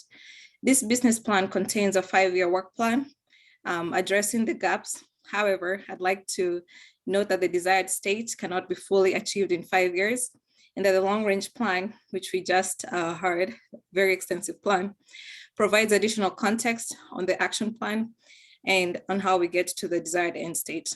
The long-range plan will inform this corporate business plan and future business plan, corporate business plans. So in addressing the gap, the RIDE identified 3 major areas of focus. One of the targets of the desired end state, as noted in the board policies, is increasing ridership. However, with the pandemic, ridership has significantly dropped. And although it's slowly improving, the RIDE has begun developing initiatives to attract and retain ridership. Implementation of the long-range plan will also help long-term goals that include improving connectivity, increasing frequency, and accessibility. Finally, it is the RIDE's desire to provide top-notch services, and in that spirit, we intend to conduct studies and research in order to determine the best route to achieve zero emissions fleets, zero emissions facilities, address social equity among staff and the traveling public, as well as improve or upgrade existing infrastructure. So in your packet, which begins on page 44, you will see the 5-year work plan, and really this is the meat and potatoes of the plan. It highlights the major initiatives for fiscal year 23 to fiscal year 27. This work plan has been presented to committees and we have received valuable input from the Finance Committee. Thank you very much. In the interest of time, I will not go into the details of each and every initiative as it's in your board packet. However, myself and Mr. Carpenter will be available to take additional feedback and answer any questions that you may have. So in conclusion, I'd like to provide this email in case you're not able to answer your question tonight or you have additional thoughts that you would like to provide. You can use the email tellus@theride.org. And we will appreciate feedback by July 21st. So by the time we're having the final draft of the corporate business plan, we have incorporated your feedback. Thank you. Thank you, Rosa Maria. Any questions, discussion from the board? Susan? So if we have specific ideas within this, should we get a hold of you with it, or do we go through Matt? What's the best? So an example, I'm looking at retain and attract ridership. I think we just heard that the University of Michigan is thinking that by fall, much of its staff will be back on campus. Now is the time to get a hold of those staff to have them change their commute from what they might have done before they went into hibernation like we all did during the pandemic. So that would be a tactic to grab people before they've created a commute pattern. So that would be an idea to give to staff to put into the plan. And I know that's just one example. What's the best way to give feedback on this plan? As I mentioned, you can write to tellus@theride.org, or if you're comfortable sending feedback to Matt, that's fine. It's going to end up on the plan as well. Okay. I'd encourage board members, we want your brain dump. Yes. Send it directly to Rosa. She'll Got it. She'll Okay. put it all together for us. We'll vet it and figure out how fast can we do it. Okay.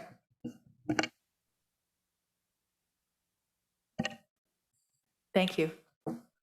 Thank you. Others?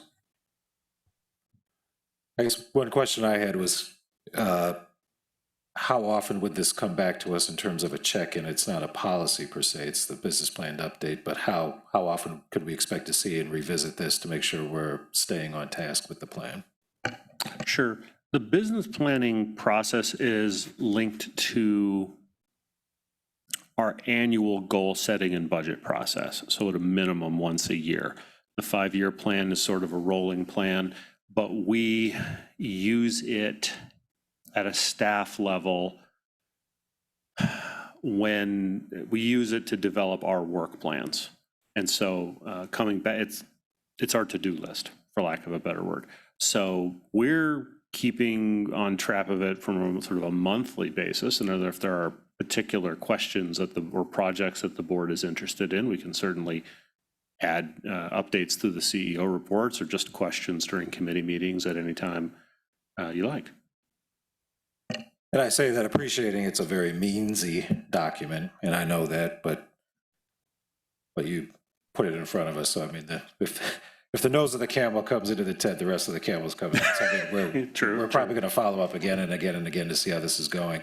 No, and I mean, look, I think what we've done well over the last several years is getting very good at marrying up the strategic thoughts with putting into a plan and a process, bringing it back to the board for check and adjust, and then moving forward. So I like the fact that it incorporates long-range plan implementation, continuous improvement, very high-level strategic things that actually get into a document that we can digest and check and monitor going forward, which I think this does very well for us. But it's I don't want to get too deep in the weeds to make it a real planning document that the staff needs to digest. So we shouldn't be at that weedsy level anyway, but I knowing it's a very meansy document and not ends, it may be good for us to look at it when we are reviewing our own ends to make sure that the ends and this are lining up. And so I like the way we marry up the ends document with this to make sure that the two are aligned. So I think we, as a board, can evaluate the two of them together to make sure we're in lockstep. And thank you for that. And if I might add one thing to it, your input now helps us write the annual budget, kind of knowing what you already were expecting in your high-level input on some of the main things going forward in year one. So it bridges the distance between our strategic planning processes and our annual budget. So in addition to using it as a good tool to keep track of work progress, it's really helpful for us in the next month and a half in just making sure that the budget that we bring you is, we've already kind of had the big discussions here about what major initiatives you should be looking for. Thank you, Matt. Anybody else? Jesse? I have just a couple of questions. One, with the the different analyses that you did, the SWOT, the gap, and the PESTEL analyses, who all was involved in that process? Like, So part of the information we received, especially for the SWOT analysis and the PESTEL analysis, came from the long-range planning process. So a lot of public feedback, and that's really providing feedback in terms of the external environment. So it was really important to hear from the public. all right, so it involved the public, did it involve staff at all levels of the organization? We did have a few staff, but not all levels. Okay. Mhm. I would say, just to be clear about it, a lot of those analyses, very senior staff, executive team have been discussing this, and Rosa and I have been doing the bulk of the writing and updating it, but using, as she said, different levels of input. I think it would be interesting and perhaps certainly valuable to hear like what other levels of staff feel. I guess whenever I've done a SWOT analysis, it's tended to involve, it's been a staff exercise. So it might be something valuable to, especially for keeping staff involved and feeling like they are part of driving the organization forward. The other thing, I am looking forward. I'll just say I'm looking forward to seeing the equity reviews. The language that you used on that one part, I'm looking at it's 55 of our packet, page 10 of 20. The language that you used for the description of the equity review was notably different than like the TheRide desires to continue finding ways, whereas everything else was simply a statement of intention. That one seemed a little bit like, I don't know, just different. I didn't know how to interpret that. I guess I would just ask people to be mindful of what tools are used to measure equity. That has a lot to do with what results you get. So yeah, I'm looking forward to seeing that work in particular.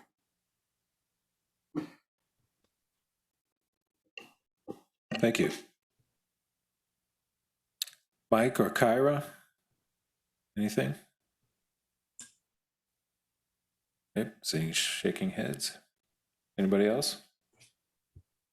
All right. Again, thank you, Matt, and thank you, Rosa Maria, for the report and the work done on this. We'll look forward to revisiting this in the future. Appreciate it. And I guess we'll move on to 4.3, budget timeline update. And as a correlator to that, the inflationary pressure we're seeing right now, and we'll turn it over to Dina. Thank you. I'll start with the timeline as you asked. First of all, just some general comments. This has been shared at a couple of the committee levels, and we did get some feedback. I'm going to share with you a graphic just to kind of walk you through the timeline, and certainly open to your thoughts on this. But I wanted to share that so far, I will also share the couple of comments that we had with you. So I'm going to share my screen.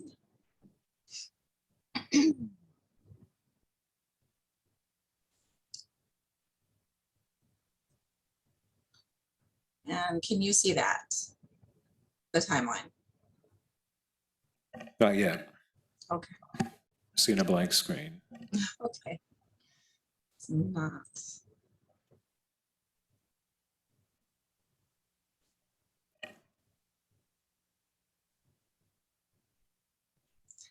It wasn't sharing, so let me try again.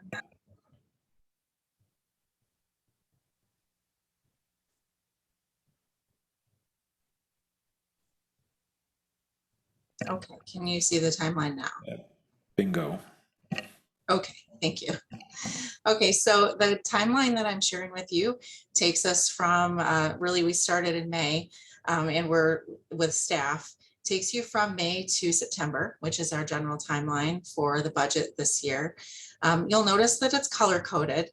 Hopefully you can see the color. The kind of the lighter salmon type color is staff, basically staff involvement. The lighter blue is board involvement, and the yellow is where we're involving the public, either for public presentation and or public comment. So that's generally how it works. The methodology, kind of the approach, the strategic approach to it is that not only is staff developing the budget early, but the staff will have opportunities for previews of the budget prior to the board, and then the board will have opportunities to preview different phases of the budget before the public. And then, of course, throughout the process, we'll be collecting information and feedback from you. You'll see that next month will be your first look at the budget, and we're calling this a preview because this is still a developmental phase of the budget. Although we will show you where we are at with the budget and what the numbers are looking like, we'll also be looking for feedback from you on the strategic approach, the key assumptions, some of the key risk factors. It's more of a baseline budget that doesn't incorporate all the elements of other factors that will come into play. So it's an opportunity to hear your thoughts about some of our key assumptions before we consider it a draft budget. That was one of the questions we had, what is a preview versus a draft budget? And to me, the way I'm describing that is that we're just really still looking for feedback at that point and incorporating adjustments from staff as well. Additionally, we'll be able to incorporate public comment, because public comment and a board and a public preview will be the week after you see it.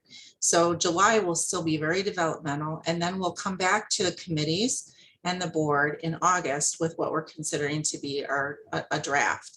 And that draft would include all the feedback that we've got so far, as well as potentially things that could come out of the corporate business plan. So by August, we would fold in, after we have the finalized corporate business plan, we'd be able to roll in any additional costs or things that need to be budgeted for to be successful in our business plan initiatives. And then we'd also have more information about how we fared in the millage. And although the millage doesn't directly impact us for 2023 in many ways, because we wouldn't be starting service until 2024 when that funding became available, there may be some things in the millage proposal that we could consider to fold in a little bit earlier, using some of the funds that we have, understanding that the millage will generate the funding, the ongoing funding starting in 2024. So those will all be considerations provided to you, and we'll be looking for your feedback on that. And then as we move further through the budget process into September, again, we'll have a public hearing at in August, the official public hearing. And from there, we'd present in committee and to the board a budget that we would anticipate going for approval in September 22nd, on September 22nd. So in short, the board will have at least probably 4 opportunities to review the budget and provide feedback and input along the way.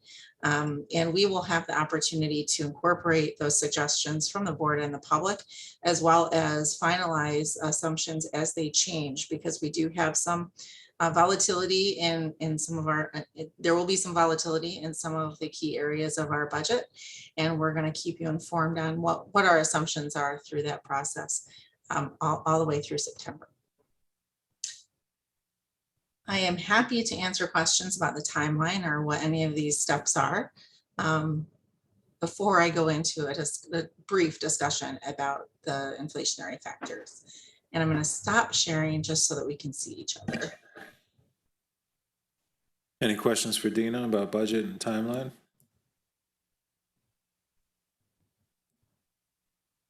All right. Kathleen? How far in advance are we going to notify the public of public engagement? So in other words, if we're going out in August for public engagement, will we start letting them know in July? I mean, we're going to give them a good leeway, correct?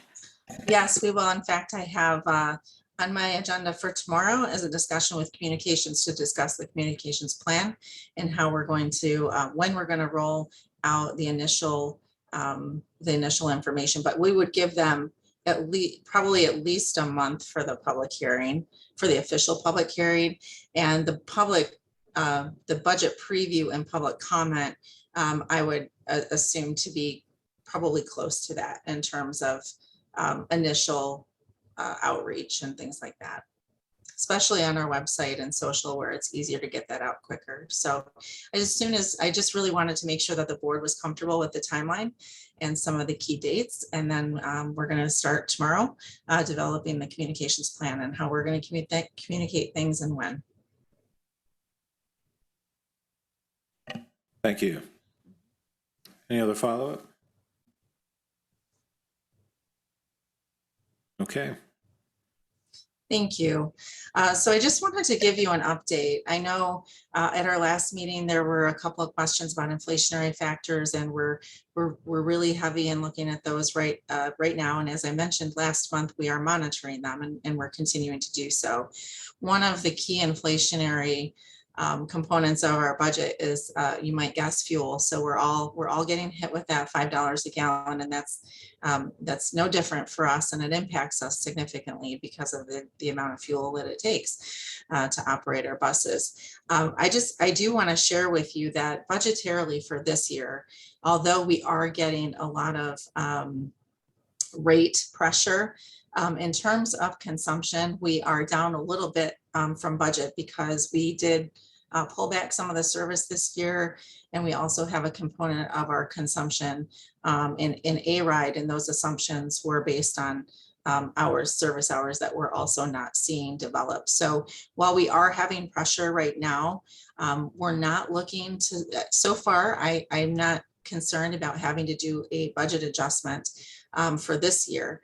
And overall, what I want to impress upon you is, as we're watching that, we are making, assumptions, and we'll be sharing what those key assumptions are with rate and volume as we move through the budget process. So you'll understand clearly how we're handling that risk. Also, I just want to be clear that right now and any time in the future, we have no plans of having to reduce service or anything related to these cost pressures. We right now for this budget, we are managing within the budget that we have.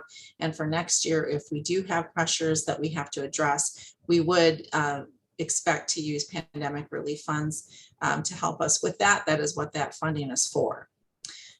However, if we do that, as we move forward, and we will talk about projections as well during the budget process, if we have to use a little more of those pandemic relief funds, you might imagine that it will impact the amount that we're able to put into the capital reserve, and we will share our projections with you throughout the budget process. At this time, I don't see it being a major factor.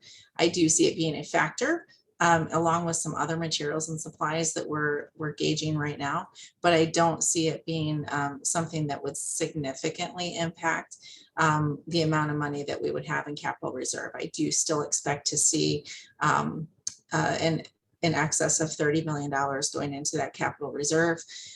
We already have 18 million in that capital reserve.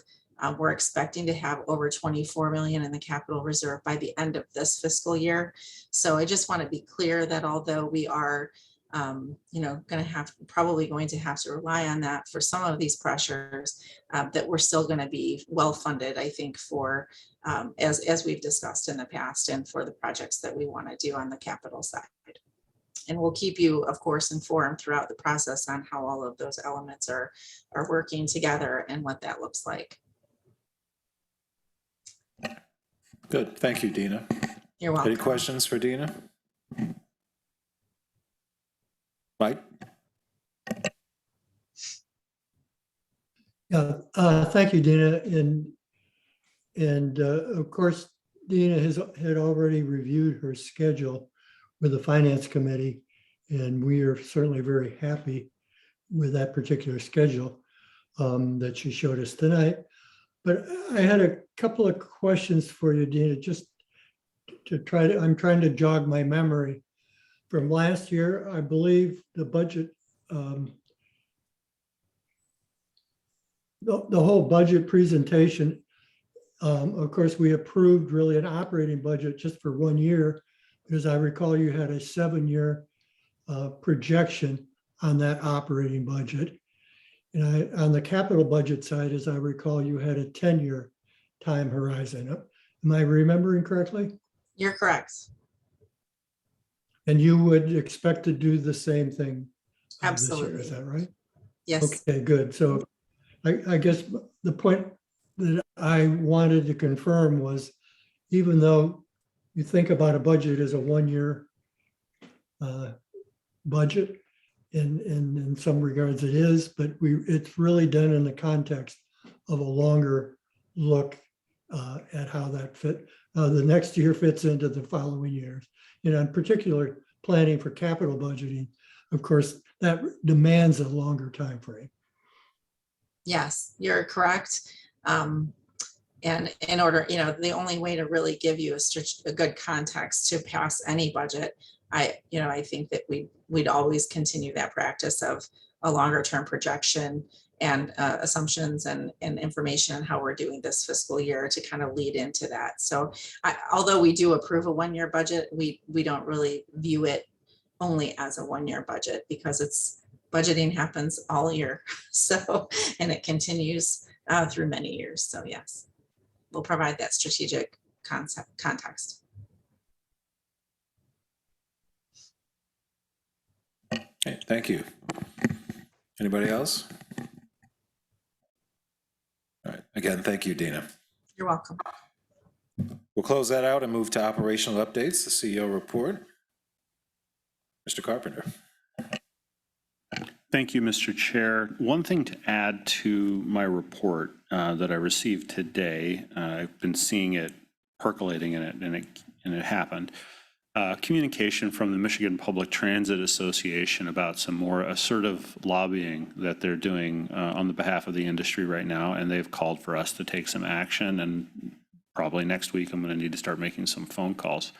The Michigan State Legislature, the Senate in particular, is considering a gas tax holiday. You may have heard of this in light of the inflation at the gas pump, thinking about suspending temporarily the state taxes. What the MPTA is ringing the alarm bell on is that presently, by law, it is the state gas tax that funds transportation spending, including a lot of public transit, including our local bus operating and some of our capital funds. At present, the bills that are being discussed in the legislature talk about cutting the gas funding. They do not talk about backfilling the hole, the budgetary hole in the state budget that this would create due to the absence of those funds. If unaddressed, that would roll downhill onto all the public transit agencies, probably road authorities, everyone who needs to dip into the CTF, the Comprehensive Transportation Fund. So MPTA is leading the charge, and I thank them for it, at a statewide level to say, legislature, if you're going to do that, you need to backfill that funding from some other part, either the general reserve, use the ARPA money that you have, something to backfill, hold us harmless at the local level. So I'm probably going to begin echoing that message to some of our state legislators, Jeff Irwin, Youssef Rabi, among others, to help them understand the implications of it, because it's very popular politically, but they need to follow the idea all the way to its logical conclusion. So it's good to see this as an advocacy point and something that you may hear about in the future, either through your own channels or on behalf of the MPTA. That's the only thing I would add to my report, and there's happy to be any answers to any questions I may provide. Thank you, Matt. Any questions on what Matt just reported, or the report in general, or anything to add? Kathleen? Thank you for your report, Matt. I don't know if anybody else feels this way. Under the Local Advisory Council, Transportation Commission, and Watts Policy Committee update, it just basically states that people go to the meetings. It doesn't embellish what happened in the meeting or if there are any points that are important for the board to be aware of. And I'm wondering from a point of, for staff, is it possible to maybe put a link in the report to those meetings so that if a board member would like more information, say about what happened at the Transportation Committee level, we could just click on that link and be directed to their minutes? I don't know if that's possible or not, but I do know, serving on another commission, we do get a much more extensive report on what's happening on the Transportation Commission. And I don't know, am I the only one who feels this way?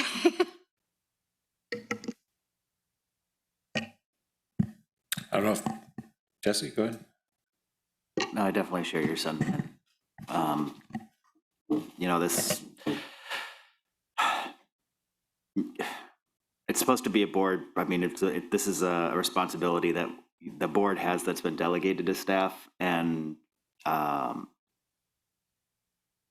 mean, if staff doesn't have time to do it, then I feel like, or, to write, to give us an update on what's going on there, then, that needs to be addressed. But these aren't really helpful updates in that part of the staff report. I have no idea what happened in these meetings.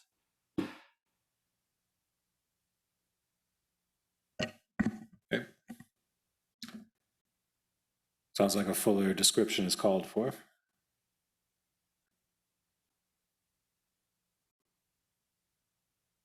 I have one other question. Well, before we close it yeah. out, unless Matt, you want to give a verbal update to any of those here and now. Unless you want to give a verbal update to the LAC, the Transportation Commission, et cetera, here and now.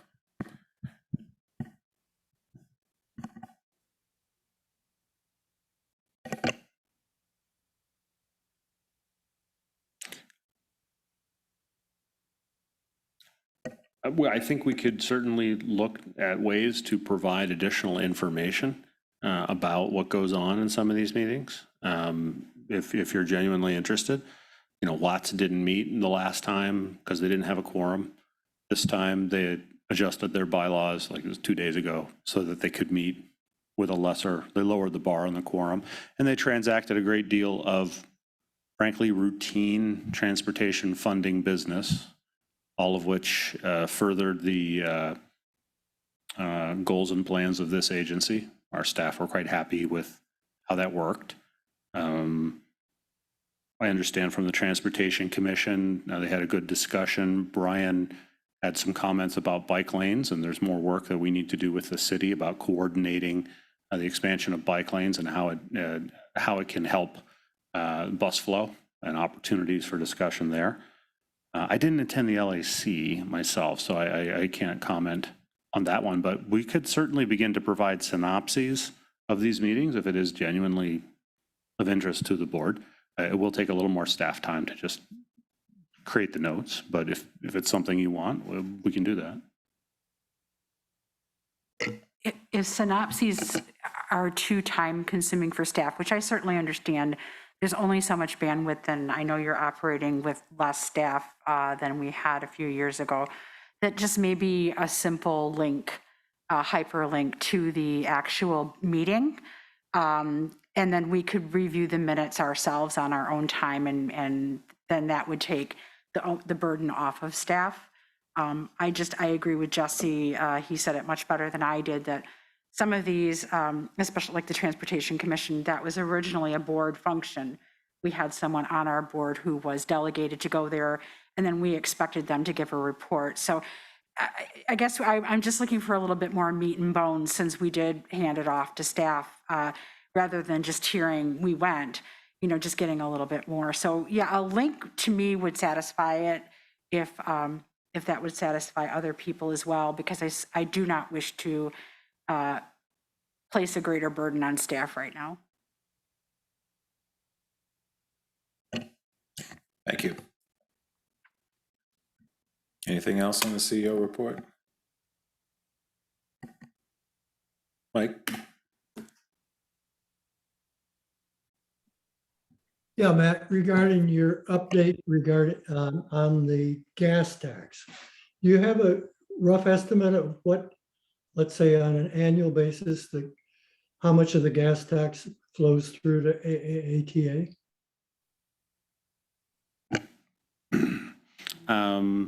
I could pass the hot potato to Dina and ask her if she knows offhand what our LBO receipts are. The state of Michigan will help to subsidize operations.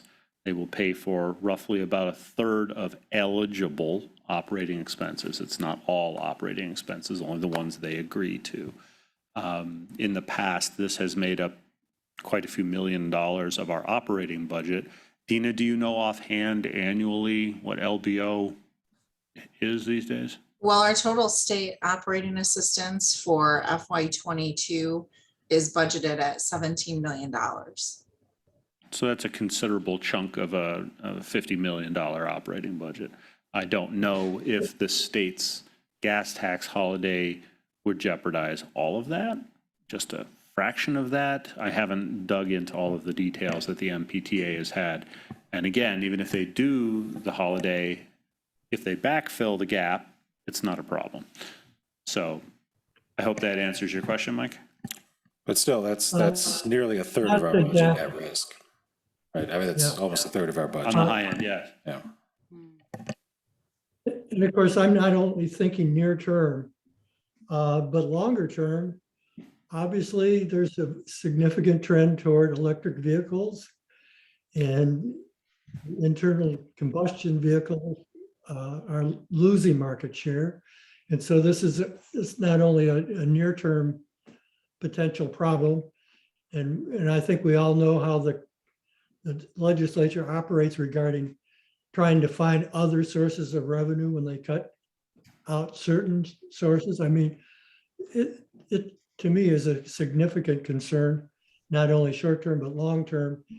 And maybe it's impossible to see the flow through from the gas tax into what we get as revenue. But to me, it's concerning, short-term and long-term.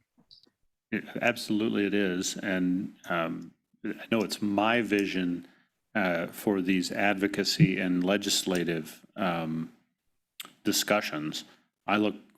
What I would like to get to, and something Jesse and Mike helped me out with a few years ago, we did a virtual visit to Washington, D.C. and tried to speak to some of our legislators. I would very much like to work with the board to sort of hammer out a legislative agenda. Here's what we want. I imagine funding would be very prominent on that to defend what we have, if not ask for more. And then frankly, dragoon some of you guys into helping me go to Lansing and speak to people and help them understand the implications of some of these decisions. This particular one has come up very quickly because of inflation, because of its impact. And we're lucky that the MPTA, who has, and I'll give them credit, they know what they're doing in Lansing. They are a very helpful group for us to work with and frankly follow their lead. They are much closer to what's going on on the Hill in Lansing than we are. So I don't disagree with anything that's been said.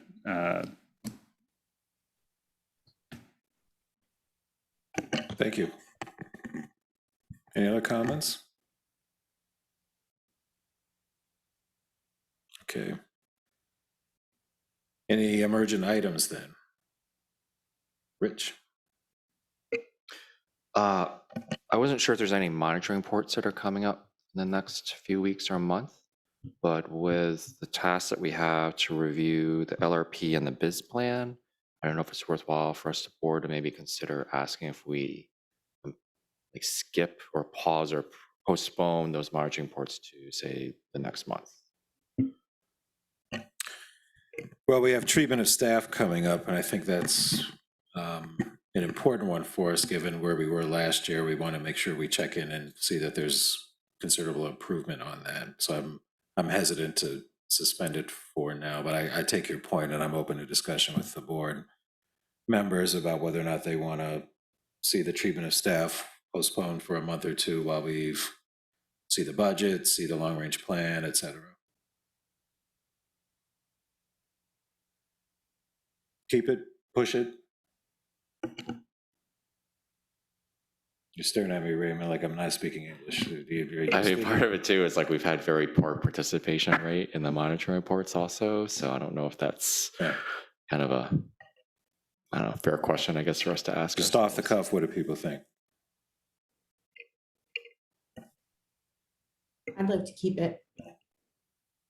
Kyra would like to keep it. It's one for keep. I'm with you, Eric. I think the treatment of staff is probably one of the more they're all important, but this was one that we discussed at length last time, and I appreciate Rich's sentiment, but I also, you know, in respect for the staff, I want to make sure that we're being respectful of them, monitoring what we need to monitor as a board in terms of, you know, their overall happiness and complacent, you know, and just where we're at. So this would be one I would be hesitant to postpone. If it was something else, I'd probably say yeah, but I'd rather stay the schedule on this one. Okay. Susan? So in light of the fact that we're also in summer season, and I think a lot of people have personal things that they're doing, vacations, I would suggest, given that priority, I'm back to, do we need to approve the long-range plan at the next meeting? Can that wait till August so that we have the time to go through? There's so many on our plate. There's a lot of homework that something's got to give to that end, and maybe push at least one of them a month away. Adopting the long-range plan, I mean, that maybe the business plan gets delayed. I mean, it just, given the priority over the treatment of staff review, can one of these others or a couple of these others get pushed?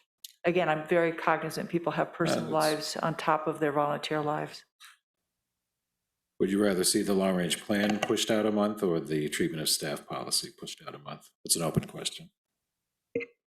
I mean, I have no problem with us not pushing out the treatment of staff, but I'm hoping then if we don't, that we're going to have a 9 out of 9 participation in that monitoring report, right? Instead of 4 out of 9 like we have for the last one.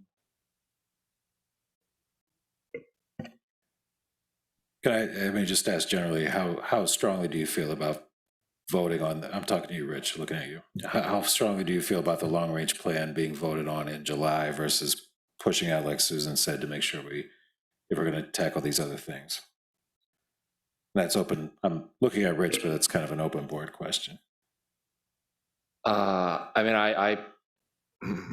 if I had to prioritize the 3, me personally, I would say the LRP is a lot more important for us for the same reasons that you said, is to show the public that we have a plan, we support it, and it's basically presented, and it's a big component of what they're doing for the millage.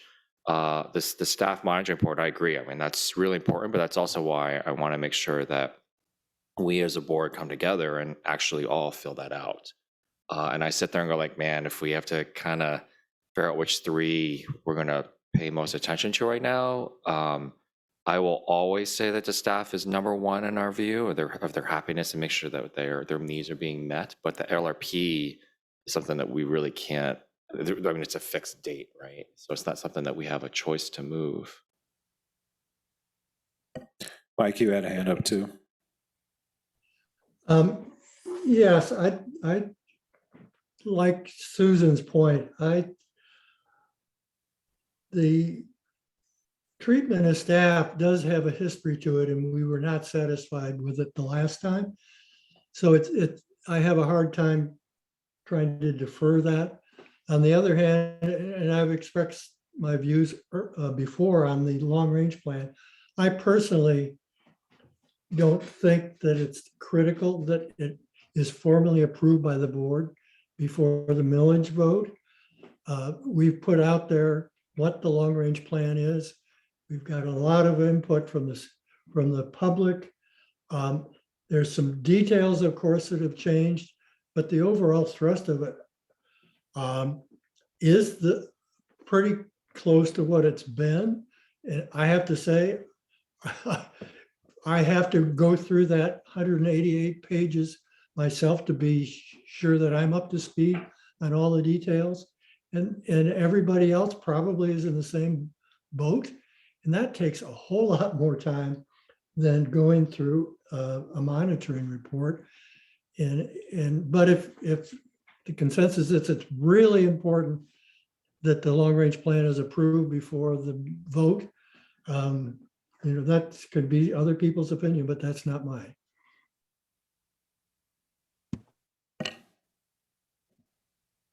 Okay. Thanks. Others? Kathleen? I completely agree that the monitoring report for treatment of staff is of utmost importance. I don't have the pulse of the public to know how greatly they're going to be relying on whether or not we approve the LRP before the August, before the millage vote. And so I would be more inclined, listening to Susan and to Mike, to say that that would be the scope of work that we would put off until August. Ideally, if we all had tons and tons of time, I'd like to do it all at once. But it is a very daunting process, so.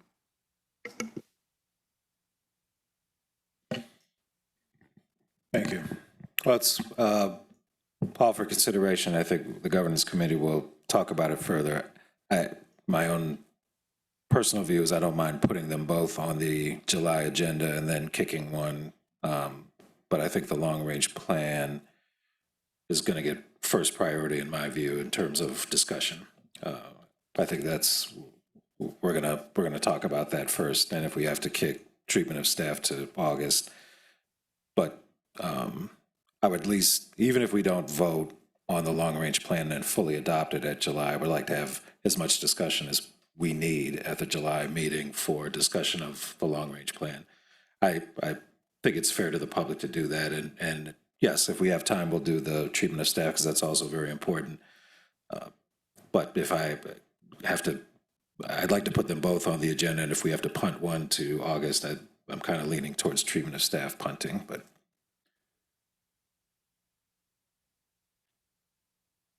Kathleen? I can get behind your suggestion.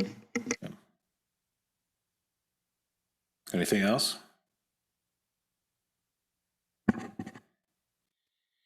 All right, we'll close that out and then move to public comment, 7.2. Anybody who is from the public who wants to address us, please. You have 3 minutes to introduce yourself. Thank